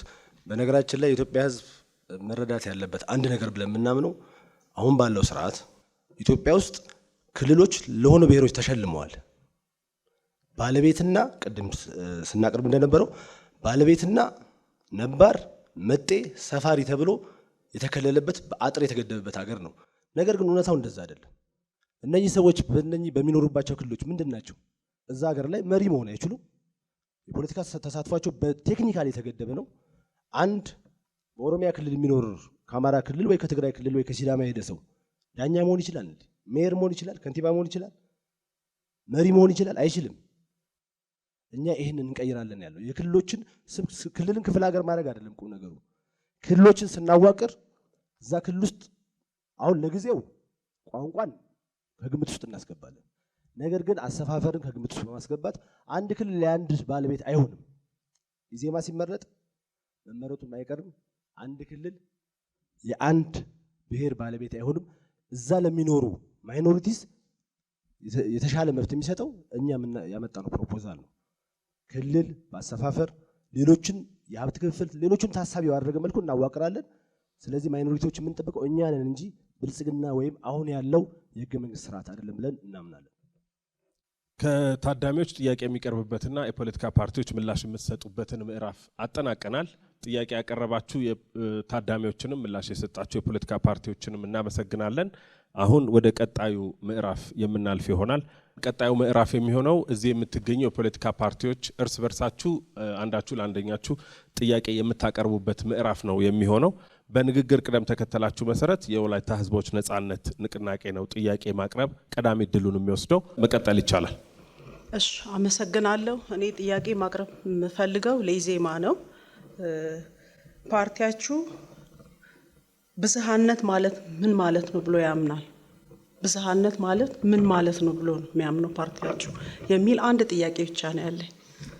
አመሰግናለሁኝ። ብዝሃነት ብዙ ትርጉም የሚያስፈልገው ቃል አይደለም። በእኛ እምነት ብዝሃነት ማለት የሀሳብ ብዝሃነት፣ በጣም በርካታ ሀሳቦች ያሉበት፣ ብዝሃነት ማለት የሃይማኖት ብዝሃነት፣ በርካታ ሃይማኖቶች ያሉበት፣ ብዝሃነት ማለት የቋንቋ ብዝሃነት፣ በጣም በርካታ ቋንቋዎች ያሉበት፣ ብዝሃነት ማለት የካልቸር የባህል ብዝሃነት ሊሆን ይችላል። በጣም በርካታ ብዝሃነቶች አሉ። የጾታ ብዝሃነት አለ፣ ወንድና ሴት አለ። ችግሩ ምንድነው? እናንተና ከዚህ በፊት የነበረው ወያኔ አሁን ደግሞ ብልጽግና ተመሳሳይ ሀሳብ ያላችሁ ብዝሃነት የብሔር ብዝሃነት ብቻ ስለሚመስላችሁ ሁሉን ነገር በአንድ ቋት ብቻ ስለምትከቱ ለዛ ነው ጥያቄ የሆነባችሁ እንጂ ብዝሃነት የሚለው ቃል አሻሚ ቃልም አይደለም። ኢትዮጵያ የብዝሃነት ያለባት ሀገር ነች ስንል እያልን ያለ ነው በጣም በርካታ ሃይማኖቶች የሚኖሩባት ሀገር ነች። ስለዚህ በኢዜማ እምነት የሃይማኖት ብዝሃነት መከበር አለበት። እያንዳንዱ ኢትዮጵያዊ የራሱን ሃይማኖት የመተግበር ፕራክቲካል የማድረግ ለሌሎች የመስበክ ሃይማኖቱ የሚያዘውን ስርዓት መፈጸም ይችላል እያልን ነው። የሃይማኖት ብዝሃነት ስንል እያንዳንዱ ኢትዮጵያዊ የካልቸር ብዝሃነት ያለበት ሀገር ስለሆነ የራሱን ባህል የማሳደግ የመንከባከብ በግሩፕም ሆኖ በግለሰብም ደረጃ ባህሉን የመንከባከብ የማሳደግ መብት አለው እያልን ነው በኢዜማ። ቋንቋ ኢትዮጵያ ብዝሃ ቋንቋ ሀገር ስለሆነች በጣም በርካታ ቋንቋዎች የሚነገሩባት ሀገር እንደመሆኗ በጣም በርካታ ቋንቋዎች ያሉባት ሀገር እንደመሆኗ ይህ የቋንቋ መብት መከበር አለበት። በግለሰብ ደረጃ ድረስ በነፍስ ወከፍ ደረጃ ግዴታ በግሩፕ ሁላ መሆን የለበትም። እኔ ቋንቋ ይከበርልኝ እስካልኩ ድረስ ለምን የወፍ ቋንቋ አይሆንም? መከበር አለበት ብለን ነው የምናምነው። አይደለም እንደ ኢትዮጵያ ያለ በጣም ውብ ቋንቋዎች ያለበት ሀገር። በተመሳሳይ ሌሎች ብዝሃነቶችም የፕሮፌሽን ብዝሃነት ያለበት ሀገር ነው ኢትዮጵያ። ብዝሃነትን ከአንድ ቋት አውጡት።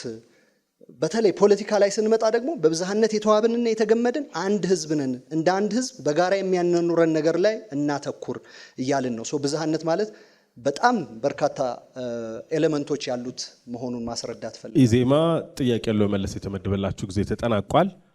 ቀጣዩ ጥያቄ ማቅረብ ተራ የሚወስደው ብልጽግና ፓርቲ ይሆናል። ጥያቄያችሁ ማቅረብ ትችላላችሁ። አመሰግናለሁ። አንድ ጥያቄ ለኢዜማ ማቅረብ እፈልጋለሁ። ህገ መንግስቱ እንግዲህ የህዝቦች የቃል ኪዳን ሰነድ የህዝቦችን የዘመናት የማንነት መከበር የዲሞክራሲ ጥያቄን የመለሰ ህገ መንግስት ነው። ኤክስትራ ጁዲሻል በሆነ መንገድ ነው መንቀይረው ብለዋል። ይሄ አብዮታዊ በሆነ ቀዶ ይመጣል አይነት ይህን የማህበረሰብ ኮንትራት የሆነን ሰነድ ማድረጉ መረጋጋትን ያመጣል ብለው ያምናሉ ወይ የሚል ነው። ህገ መንግስታችን 1/3 ስለ ግለሰብ ሰብአዊና ዲሞክራሲያዊ መብት በሚያወራበት ኢቭን ይህንን ምርጫ ስናካሄድ ዜጎች በግላቸው በድምጻቸው መንግስትን የመመስረት ኤክሰርሳይዝ ሆኖ ሳለ ዜጎች ምንም መብት እንደሌላቸው የህዝቦችን የማንነት መብት ሳያከብር ፌደራሊዝሙን አፍርሶ እንዴት አይነት ስርዓት ነው የሚገነባው ለሚለው መልስ ፈልጋለሁ። አመሰግናለሁ። እናመሰግናለን። የኢትዮጵያ ዜጎች ለማህበራዊ ፍትህ ነው ጥያቄው የቀረበላችሁ። መቀጠል ይቻላል። በመጀመሪያ አድሬስ ማድረግ የምፈልገው ጥያቄዎች ላይ የተነሱ የቃላት አጠቃቀሞች እኛ ያላልናቸውን አንድ ጥግ ኢዜማን ለመወሸቅ የሚደረግ ጥረት የሚያዋጣ አይመስለኝም፣ ትክክልም አይመስለኝም። መጀመሪያ ሲጠይቁ ቀዶ መጣል ህገ መንግስት የሚል አንስተዋል። ኢዜማ በጣም በተደጋጋሚ እንደሚናገረው ከዜሮ መጀመር የዚች ሀገር መሰረታዊ ችግር ነው ብለን ስለምናምን አሁን ያለው ህገ መንግስት ቀዶ መጣል አለበት ብለን አናምንም፣ መሻሻል አለበት ብለን ነው የምናምነው። በመግቢያውም ወዳጄ ወንድሜ ያቀረበው በዛ መልኩ ነው። እኔም ጥያቄዎች ስመልስ በዛ መልኩ ነው ያቀረብኩት። ማንነትን ሳታከብሩ ምናምን የሚለውም በተመሳሳይ ቅድም በመለስኩት ጥያቄ የሚመለስ ነው። ማንነት ብዝሃነት እንደ ኢዜማ የሚያከብር እዚህ ከተቀመጣችሁት የተፎካካሪ ፓርቲዎች ውስጥ የለም። በተለይ ደግሞ ብልጽግና ይሄንን የመናገር ሞራል የለውም ብዬ ነው ማምነው። ማንነትን አክብረናል በሚል በብሔር ባዋቀራችሁት ፖለቲካ ውስጥ ማንነትን ደፍጥጣችኋል፣ ኢትዮጵያዊነትን ደፍጥጣችኋል። እንደኔ ያለው ብሔር የሌለው ኢትዮጵያዊ በእናንተ ህገ መንግስት አሁን በጣም እንደ ቅዱስ መጽሐፍ በምታቀርቡት ህገ መንግስት እውቅና የለውም። ከአንድ ማንነት ብቻ ሳይሆን ወይም ከአንድ ብሔር ብቻ ሳይሆን ከበርካታ ብሔሮች የተወለደ ኢትዮጵያዊ በእናንተ ህገ መንግስት እውቅና የለውም። የግድ የአባትህን ብሔር ምረጥ ተብሎ የእናቱን ብሔር እንዲክድ ነው የምታደርጉት። በኢዜማ ኢትዮጵያ እሱ ይቀየራል። ኢዜማ ስልጣን ሲይዝ እሱን እንቀይራለን። ኢትዮጵያዊነትን እናከብራለን። የአንድን ሰው የቋንቋ ማንነት የካልቸር ማንነት እናከብራለን የሚል ነው መልሱ። አግላይነትን በተመለከተ ወንድሜ አንዱዓለም በጣም በትክክል አስቀምጦታል። ግን እንደው ለምሳሌ እንዲሆን በማስረጃም እዚህኛው መድረክ ላይ በማስረጃም ስለምንነጋገር ለምሳሌ እናንተ የፈጠራችኋቸው ክልሎች የሐረሪ ክልልን ህገ መንግስት ብንወስድ የሐረሪ ክልል ህገ መንግስት አንቀጽ 50 እና 51 ላይ በግልጽ በድንጋጌው የተወሰነ ፖርሽን ኦፍ የሐረሪ መቀመጫ የክልል ምክር ቤት መቀመጫ ለአንድ ብሔር ብቻ የሚሸልም ህገ መንግስት ነው። እዛ ውስጥ የሚኖሩ ሌሎች ኢትዮጵያውያን እውቅና የላቸውም። እውቅና አለመኖር ብቻ አይደለም፣ ያን አካባቢ ግብር ከፋይ ብቻ ናቸው እንጂ ያን አካባቢ የማስተዳደር መብት የላቸውም። እናንተ በመሰረታችሁት የቤንሻንጉል ጉሙዝ ክልል 5 ብሔሮችን የዚህ ሉዓላዊ ባለቤት ናቸው ብሎ ያስቀምጣል። ሌላው ምንድነው ማለት ነው? ባይተዋር መጤ ነው ማለት ነው። እናንተ በደነገጋችሁት የትግራይ ክልል ላይ አንቀጽ 8 ላይ ኮንስቲቱሽናል ፓትሪዮቲዝምን በካደ መልኩ የትግራይ ባለቤት የትግራይ ህዝብ ነው የሚል በግልጽ ተቀምጧል። ሌሎች ኢትዮጵያውያን አካባቢ ለማልማት ለምን እንነሳሳለን? በሌሎች ሀገሮች ያልተሞከረ ነገር አይደለም ይሄ ነገር። አግላይነት በብዙ ሀገሮች ተሞክሯል። ሀገሮቹን አፍርሷል። ሀገሮቹን ዲሴሜት ምንድነው እንዲገነጣጠሉ አድርጓል። ይህንን ማረም ያስፈልጋል ነው እያልን ያለ ነው። እናንተ አይነኬ የምትሉት ህገ መንግስት እንደምትሉት ቅዱስ አይደለም። አየነው። ለምሳሌ ለትግራይ ህዝብ ቆም ያለ የሚለው ህወሓት ይህንን ህገ መንግስት ጠንስሶ በኢትዮጵያ ህዝብ ላይ የጫነው ህወሓት እንኳን የትግራይን ህዝብ እንዴት እንዳስፈጀው አየን። ለጦርነት እንደማገደው አየን። ብዙ አለቅን። የዚህ ሶርሱ ህገ መንግስቱ ነው። እናንተ ጭፍጫፊ ላይ ነው አሻሮ እንደሚቆላ ሰው ጭፍጫፊው ላይ ነው ላዩን ነው የምትገልቡት። እሱ መፍትሄ አያመጣም። መፍትሄ የሚያመጣልን ከስር መሰረቱ ይሄን ህገ መንግስት መቀየር ነው እያልን ነው። አመሰግናለሁ። ቀጥሎ ጥያቄ የማቅረብ እድልም የምትወስዱት እናንተ ናችሁ። ኢዜማ መቀጠል ትችላላችሁ። እናመሰግናለን። ጥያቄ የምናቀርበው ለብልጽግና ነው። እኔ እንግዲህ በተለያየ ምርጫ ክርክሮችም አያለው፣ ዛሬም አይቻለሁ። እንደ ብልጽግና እየገረመኝ የመጣ ፓርቲ የለም። እኛ 4 ደቂቃ ተሰጥቶን ህገ መንግስት ማሻሻያዎች ላይ የምናወራው አጥሮብን፣ ብልጽግና ዛሬም በ4 ደቂቃ ውስጥ ለአንድ መሶብ አገልግሎት እያወራ ነበር። ወጣቱ መዝናኛ ሰርተንለታል፣ ቶርቸር ቦታዎችን ዘግተን የተለያዩ መዝናኛዎች ገንብተናል ብሏል። ብልጽግና ማን የዚች ሀገር ችግር የመዝናኛ ችግር ነው ብሎ እንደነገረውም ግልጽ አይደለም። ወደ ጥያቄው ስናልፍ የራሳችሁ የፓርቲያችሁ ፕሬዚዳንት ራሳቸው በመደመር በሚለው መጽሐፋቸው የዚህ ሀገር ችግር አሁን የምንከተለው የብሔር ፖለቲካ ነው እያሉ እናንተ መቼ ነው ይሄን ሀሳባችሁን አትሊስት ከኢትዮጵያ ህዝብ አይደለም ከፓርቲያችሁ ፕሬዚዳንት መጽሐፍ ጋር ራሱ ማስታረቅ የምትችሉት ብለን መጠየቅ እንፈልጋለን። አንድ ችግር እንዳለ መጀመሪያም አንስተናል። ይሄ ችግር ምንድነው? ሰዎች እየሞቱ ነው፣ እየተፈናቀሉ ነው፣ ብዙ ችግር እዚህ ሀገር ላይ የተከሰተ ነው። የዚህ ችግር መንስኤው ምንድነው ብላችሁ ነው የምታምኑት? አልገባንም። እኛ የምናምነው ህገ መንግስቱ ነው ብለናል። የፈጣሪ ቁጣ ነው ብላችሁ የምታምኑት? ለምንድን ነው እየተጋጨን እየተባላን ያለ ነው? የመጀመሪያው ጥያቄ ይሄ ነው። ቢያንስ ከመሪያችሁ መጽሐፍ ጋር አስተያዩትና ምላሽ ለኢትዮጵያ ህዝብ ዛሬ እንድትሰጡ እንፈልጋለን። ሁለተኛው ጥያቄያችን ቅድም ከህዝብ በጠየቀ ጥያቄ መነሻ ህገ መንግስቱ ሲረቀቅ አሁን ስራ ላይ ያለው ህገ መንግስት ሲረቀቅ በቂ የሆነ ውይይት ተደርጓል ወይ ስትባሉ አዎ ብላችኋል። አሁንም ለኔ በጣም ግራ አጋቢ ነው። ይሄ 27 ዓመት እያላችሁ ስንት ዶፍ የምትወርዱበትን ስርዓት ዛሬ ለመጀመሪያ ጊዜ አሳታፊ የሆነ ውይይት አድርጓል ብላችሁ እያመናችሁ ነው ማለት ነው። የኢትዮጵያ ህገ መንግስት በቂ ውይይት ተደርጎበት የጸደቀ ነው ብላችሁ ካሰባችሁ 27 ዓመት የነበረው ስርዓት ግማሹ ዲሞክራሲያዊ ነበር ብላችሁ ነው የምታምኑት ማለት ነው። ሲጀመር ህወሓት ኢህአዴግ ዲሞክራሲያዊ ውይይት አድርጎ ይህን ህገ መንግስት አጽድቋል ብላችሁ ያላችሁበት መንገድ ምን እንደሆነ ለተከበረው ኢትዮጵያ ህዝብ እንድታስረዱ እንጠይቃለን። አመሰግናለሁ።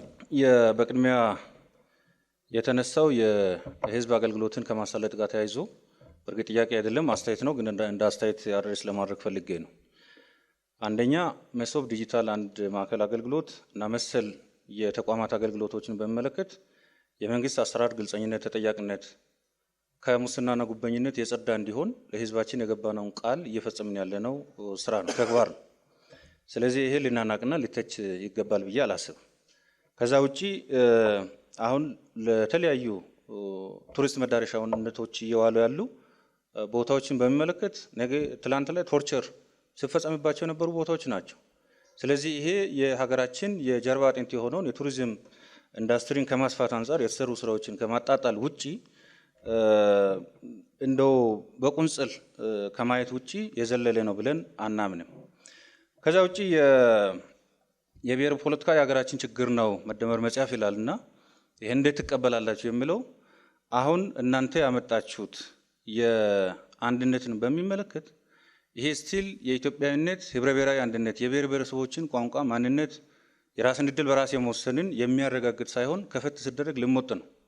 እኔ ያመጣሁትን ተቀበል የሚያስኬድ ቋንቋ ይሄ ነው፣ ማንነት ይሄ ነው የሚል ከመስጠት ባለፈ ለኢትዮጵያ ህዝብ የሚያበጅ በአንድነት ውስጥ ልዩነት፣ በልዩነት ውስጥ አንድነት ተቻችሎ ተከባብሮ እንዲሄድ የሚያስችል አይደለም።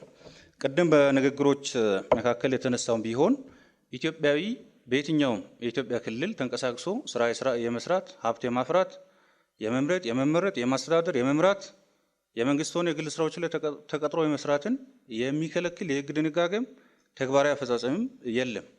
እዚህም እዛም ያሉ ህጸጾች እኛ ሙሉ ነው ብለን እንደ ብልጽግና አናምንም። ነገር ግን እነዚህ ችግሮች አሁን የፌዴራሊዝም በማድረግ ሂደቱን ፌዴራሊዝም ምንድነው የፕሬዚደንሻል ሲስተም በመከተል ወይንም ደግሞ የቀረቡትን ጨፍላቂ አንድነትን በማምጣት የሚረጋገጡ ናቸው ብለን አናምንም። ስለሆነም እኛ የብሔር ፖለቲካን በሚመለከት ሚዛን የሳቱ ነበሩ ብለን እናምናለን። አንደኛው አንድነት ነው። ይሄ አንድነት ደግሞ ልሙጥ የሆነ አንድ ቋንቋ፣ አንድ ማንነት፣ አንድ ሃይማኖት ተቀበል ተብሎ የመጣ ነው። ሁለተኛው ደግሞ ጫፍ የረገጠ ልዩነት ነው። ከዚህ በፊት ሲደረግ የነበረው ትግል በኢህአዴግ ጊዜ ሲሻሻል ወደ የት መጣ? ወደ ብዝሃነትን አግኖ የማየት ወይንም ጫፍ የረገጡ ልዩነቶችን የማስፋት ስራዎች ተሰርቷል። ስለዚህ ይህንን አልተቀበልንም። መደመር መንግስትም ብልጽግናም የሚያምነው አንድነትን ህብረ ብሔራዊ አንድነት ብለን እንቀበላለን። ልሙጥ አንድነት ወይንም ደግሞ ፍጹም ልዩነት የሚል ጫፍና ጫፍ የረገጡ እሳቤዎችን አናራምድም፣ አናስኬድም። መደመር መጽሐፍም ከዚህ የተለየ ኮንሴፕት የለውም። ስለዚህ እኛ ያቀረብነው መከራከሪያም ከመደመር መጽሐፍም ከብልጽግና እሳቤም የወጣ ነው ብለን አናምንም። ከዛ ውጪ ከዚህ በፊት የነበረው ህገ መንግስት አሳታፊ ነበረ ወይ የተባለው ህገ መንግስት ሂደት ላይ ሲሻሻል በርካታ አካላት ተሳትፎበታል። የሚነሱ ህጸጾች ነበሩ። ስለዚህ ይሄ 27 ዓመት ችግሮች ሲፈጠሩ አሁን ላይ 30 ዓመት ብላችሁ ያቀረባችሁት በእርግጥ ቅድም ደምራችሁ ያቀረባችሁ የቤንሻንጉል የሐረር እና የትግራይ ክልል ህገ መንግስት እናንተ ያጽድቃችሁ አርቅቃችሁ የሰጣችሁ የምትሏቸው እኛ ሀገር የመምራት ሚና ከተረከብን ወደ 8 ዓመት ነው። ስለዚህ ይሄንን ማቀላቀሉ ተገቢ ነው ብዬ አላስብም። ከዛ ውጪ ፍጹም ችግር የለበትም ህጸጽ አይወጣበትም ህገ መንግስቱ ብለንም አላቀረብንም። ህገ መንግስቱ በህዝብ እንዲተች ህዝብ አስተያየት እንዲያቀርብበት የተለያዩ የፖለቲካ ተዋንያን በዚህ ሂደት ላይ አስተያየት ምክክር እንዲያደርግ እድሉን ዘርግተናል፣ ተቋም አቋቁመናል። ብልጽግና ፓርቲ ምላሽ ለመስጠት የተመደበላችሁ ጊዜ ተጠናቋል። እናመሰግናለን። ወደ መጨረሻው የፖለቲካ ፓርቲ እናልፋለን። ሰላም ለኢትዮጵያ ጥምረት ነው ጥያቄ ማቅረብ እድሉን የሚወስደው። መቀጠል ይቻላል። መልካም። እኔ ለሁለት ፓርቲዎች ነው ጥያቄ የማቀርበው። አንደኛ ለብልጽግና ፓርቲ ነው፣ ሁለተኛ ለኢዜማ ነው። ለብልጽግና ፓርቲ የማቀርበው ጥያቄ ህገ መንግስት መሻሻልን በተመለከተ ባለፈው በሀገራዊ ምክክር ኮሚሽን ላይ አጀንዳ ስብሰባ ላይ አቅርባቸዋል። በዚህ መድረክ ላይ ግን ሪሊ ህገ መንግስቱ ውስጥ የትኞቹ አንቀጾች ናቸው መሻሻል ያለባቸው? ምን አይነት የመንግስት ስርዓት የምትከተሉት ፓርላሜንታሪ ነው ወይስ ፕሬዝዳንታዊ ነው የሚለውን በግልጽ ለኢትዮጵያ ማሳየት አለባቸው። ምክንያቱም ሀገር የሚመራ ትልቅ ፓርቲ ነው፣ ትልቅ ሀብት ያለው ፓርቲ ነው። ስለዚህ ለምርጫ ሲመጣ ሲወዳደር የኢትዮጵያ ህዝብ ግልጽ የብልጽግናን አቋም ማወቅ አለበት እና ምን አይነት የትኞቹ እንዲሻሻሉ የምትፈልጉት የሚለውን ማብራሪያ ብትሰጡ የሚል ነው። ለኢዜማ የማቀርበው ጥያቄ ያው ቅድምም ተነስቷል። በብዛት በተለያዩ መድረኮች የብሔሮችን ብሔረሰቦችን መብት እንደ ቡድን ማለት በምን አይነት ስርዓት ነው ማስጠበቅ ወይ ማስከበር የምትፈልጉት? ሌላው አሁን ያለው የፌዴሬሽን አወቃቀር እንዴት እንዲሆን ነው የምትፈልጉት? ለምሳሌ ሰላም ለኢትዮጵያ ጥምረት አሁን ባለው የፌዴሬሽን አወቃቀር ምንም የትም መድረስ አንችልም። ለምን? የፌዴሬሽኑ አባላት እኮ የክልል ፕሬዝዳንቶች ናቸው፣ የክልል አፈጉባኤዎች ናቸው። ኦልሞስት የገዢው ፓርቲ ተቋም ነው የሆነው። ይህ ተቋም ነው ህገ መንግስትን እየተረጎመ ያለው እና በምን አይነት የፌዴራል አወቃቀር ስርዓት ነው አሁን ያለውን ችግር ልትቀርፉ ያሰባችሁት የሚል ጥያቄ ነው የማቀርበው። ለብልጽግና ፓርቲና ለኢትዮጵያ ዜጎች ለማህበራዊ ፍትህ ነው የቀረበው ጥያቄው። ከብልጽግና እንጀምራለን በኦርደሩ መሰረት። አመሰግናለሁ። የትኞቹ አንቀጾችን ነው የምታሻሽሉት የሚል ጥያቄ ነው። ያው እስካሁን ደጋግመን አንስተናል ጉዳዩን፣ በእርግጥ በድጋሚ መጥቷል ማለት ነው። ይህንን በሚመለከት በሆያ ሆዬ በቁርሾ ተነሳስቶ በስሜት ተነሳስቶ የሚቀየር ህገ መንግስት እንደሌለ ይሄም ዘላቂ መፍትሄ እንደማይሰጥ አጥብቀን እንደምናምን በተደጋጋሚ አንስተናል በዚህ መድረክም ቢሆን። ስለዚህ እኛ የምናምነው የህገ መንግስት ማሻሻያዎችን በሚመለከት አንደኛ ቅድም መግቢያ ንግግራችን ላይ እንዳነሳ ነው ህገ መንግስት ማሻሻያዎችን በሚመለከት በህገ መንግስቱ በራሱ በተቀመጡ የህግ አግባቦች እንዲቀየሩ እናምናለን፣ እንዲቀየሩ እየሰራን ነው። ስለዚህ ይሄ በርካታ ስራዎች እንደ ሀገር የተሰሩ ናቸው። ይህንን ሃንድል ሊያደርጉ የሚችሉ የሚሸከሙ ትከሻ ያላቸው ተቋማት እየተቋቋሙ ናቸው። ከዛ ውጪ ያደሩ ቁርሾች፣ ቅሞች፣ በደሎች እንዲካሱ ደግሞ የሽግግር ፍትህ ስርዓት ዘርግተን እየሰራን እንገኛለን። ከዛ ውጪ የብሔራዊ ምክክር ኮሚሽን ያቀረብናቸው አጀንዳዎችን እዚህ ዝርግፍ አድርጉና የኢትዮጵያ ህዝብ ይወቅ ማለት ብሔራዊ ምክክር ኮሚሽን አጀንዳ ቀርቦለታል። የቀረቡ አጀንዳዎችን ደግሞ ከተለያዩ ተቋማት በቀረቡበት አግባብ ነገ ለኢትዮጵያ ህዝብ ይፋ የሚያደርግ ነው የሚሆነው። ዱፕሊኬሽን ካልሆነ በስተቀር በህገ መንግስት እነዚህ አንቀጾች ይቀየራሉ፣ አይ ለምን ይቀየራሉ የሚል ክርክር እዚህ ለማንሳት አይደለም። ጊዜም የተሰጠን ጊዜም ለዚህ የሚጋብዝ አይደለም። ስለዚህ ብለን የምናምነው ህገ መንግስቱ በኢትዮጵያ ህዝብ በአጠቃላይ የህዝብ ተሳትፎ በፖለቲካ ተዋንያን ተሳትፎ እና በተቋቋሙ ተቋማት ውይይት ሀሳቦች ተሰብስቦ ይቀየራሉ፣ በዚህ ይመራሉ ብለን አምነናል። ለውይይት ኮሚሽኑ ለምክክር ኮሚሽኑ ያቀረብናቸው አጀንዳዎችን ግን እዚህ ዘርግፈን ለማስኬድ አይደለም። ኢትዮጵያ ሕዝብ ያመነውን እንቀበላለን። የተቀበልናቸውን ደግሞ እድል የሚሰጠን ከሆነ ለመምራት በጥፍራችን ቆመን ለመምራት ዝግጁ መሆናችን እናረጋግጣለን። አመሰግናለሁ። እሺ፣ ብልጽግና ፓርቲ ጊዜውን አጠናቋል። የኢትዮጵያ ዜጎች ለማህበራዊ ፍትህ መቀጠል ትችላላችሁ። እናመሰግናለን። እኛ ከቀረበልን ጥያቄ አንጻር ምንድነው በተደጋጋሚ በተለያየ ጊዜም በተለይ ከብልጽግና ተወካዮች እኛን አህዳዊ እንደሆንን ፌዴሬሽን ስርዓቱን እንደምናፈርስ በተዘዋዋሪ ሲገለጽ እናያለን። ለኢትዮጵያ ህዝብ አሁን ማረጋገጥ የምንፈልገው የፌዴራል ስርዓቱ ይቀጥላል፣ ኢዜማም ቢመረጥ ማለት ነው። ነገር ግን አሁን ያለው አወቃቀር ግን ይሻሻላል፣ መሻሻልም አለበት። ቅድም ደጋግሜ እንደተናገርኩት አንድ ክልል ለአንድ ብሔር አንሸልምም። ነገር ግን አሁን ባለው ስርዓት አንዳንድ ችግሮች ያሉ መሆኑን ከግምት በማስገባት ህዝቡንም ጭምር አወያይተን ሪሻፍል እናደርጋለን። በዋናነት 4 መስፈርቶችን ያስቀመጠ የክልል ማዋቀሪያ ስርዓት አለን። አንደኛው መልክዓ ምድራዊ አቀማመጥን ከግምት እናስገባለን። ተራራ፣ ወንዝ ወዘተ ሌሎች ሀገሮች የሚጠቀሙበትም ስለሆነ ማለት ነው። እሱን ከግምት እናስገባለን። የህዝብ አሰፋፈርን፣ አስተዳደራዊ ለልማት አመቺ መሆኑን፣ ቋንቋ፣ ባህልን፣ ታሪክን፣ የሀብት ስብጥርን ፍትሃዊነት። ለምሳሌ አንዳንድ ክልሎች የተፈጥሮ ጸጋ የበዛላቸው ይኖራሉ፣ አንዳንዱ ደግሞ ይሄ ያሌላቸው አሉ። ይህንን ግን ፍትሃዊ በሆነ መንገድ እንሸነሽነዋለን ማለት ነው። በፕሮግራማችን ላይ እንዳስቀመጥ ነው አሁን እርግጠኛ ሆኜ የምነግራችሁ አንዳንድ ክልሎች አሁን ባሉበት ቅርጽ አይቀጥሉም። ኦሮሚያ እና አማራ ክልል በጣም ኦቨር ላርጅ የሆኑ ክልሎች አሉ። እነሱ ለአስተዳደርም አመቺ ስላልሆኑ ከዚህ ቀደም ሲዋቀሩ አንድ ክልልን ለአንድ ብሔር ለመሸለም ሲባል ብቻ ሴንስለስ በሆነ መንገድ የተፈጠሩ ናቸው ብለን ስለምናምን ያንን እናስተካክላለን። ቅድም ለምሳሌ ስንል ለአስተዳደር አመቺነት እናለን። ኦሮሚያ ክልልን ብታዩት በጣም ብዙ በኪሎ ሜትር አቋርጦ አንዱ ከአንዱ ለመገናኘት ይሄዳል። አጠገቡ ሌላ ክልሉን አቋርጦ የሚሄድ ክልል አለ። ይሄ ሎጂካል ነው ብለን አናምንም። እናስተካክለዋለን እና አስተዳደራዊ አመቺነትን፣ የሀብት ስጥርን፣ ቋንቋን፣ ባህልን፣ ታሪክን ከግምት አስገብተን እናሻሽላለን። የፌዴራል ስርዓቱን ኢዜማ ያስቀጥላል። ግን ለግጭት እና ለመፈናቀል ለዜጎች መፈናቀል መንስኤ በሆነ መልኩ ሲሆን አመቺ በሆነ መልኩ እናሻሽላለን፣ እንቀይራለን። እናመሰግናለን። ይህንን ምዕራፍ አጠናቀናል። እዚህ ላይ ወደ መጨረሻው ምዕራፍ ነው የምናልፈው። የመጨረሻው ምዕራፍ በህገ መንግስታዊ ጉዳዮች ላይ የየራሳችሁን አቋሞች የምትገልጹበት የመውጫ ንግግር የምታደርጉበት ምዕራፍ ነው። ስለዚህ በመናገሪያ ቅደም ተከተላችሁ መሰረት የወላይታ ህዝቦች ነጻነት ንቅናቄ የመውጫ ንግግራችሁን ማድረግ ትችላላችሁ።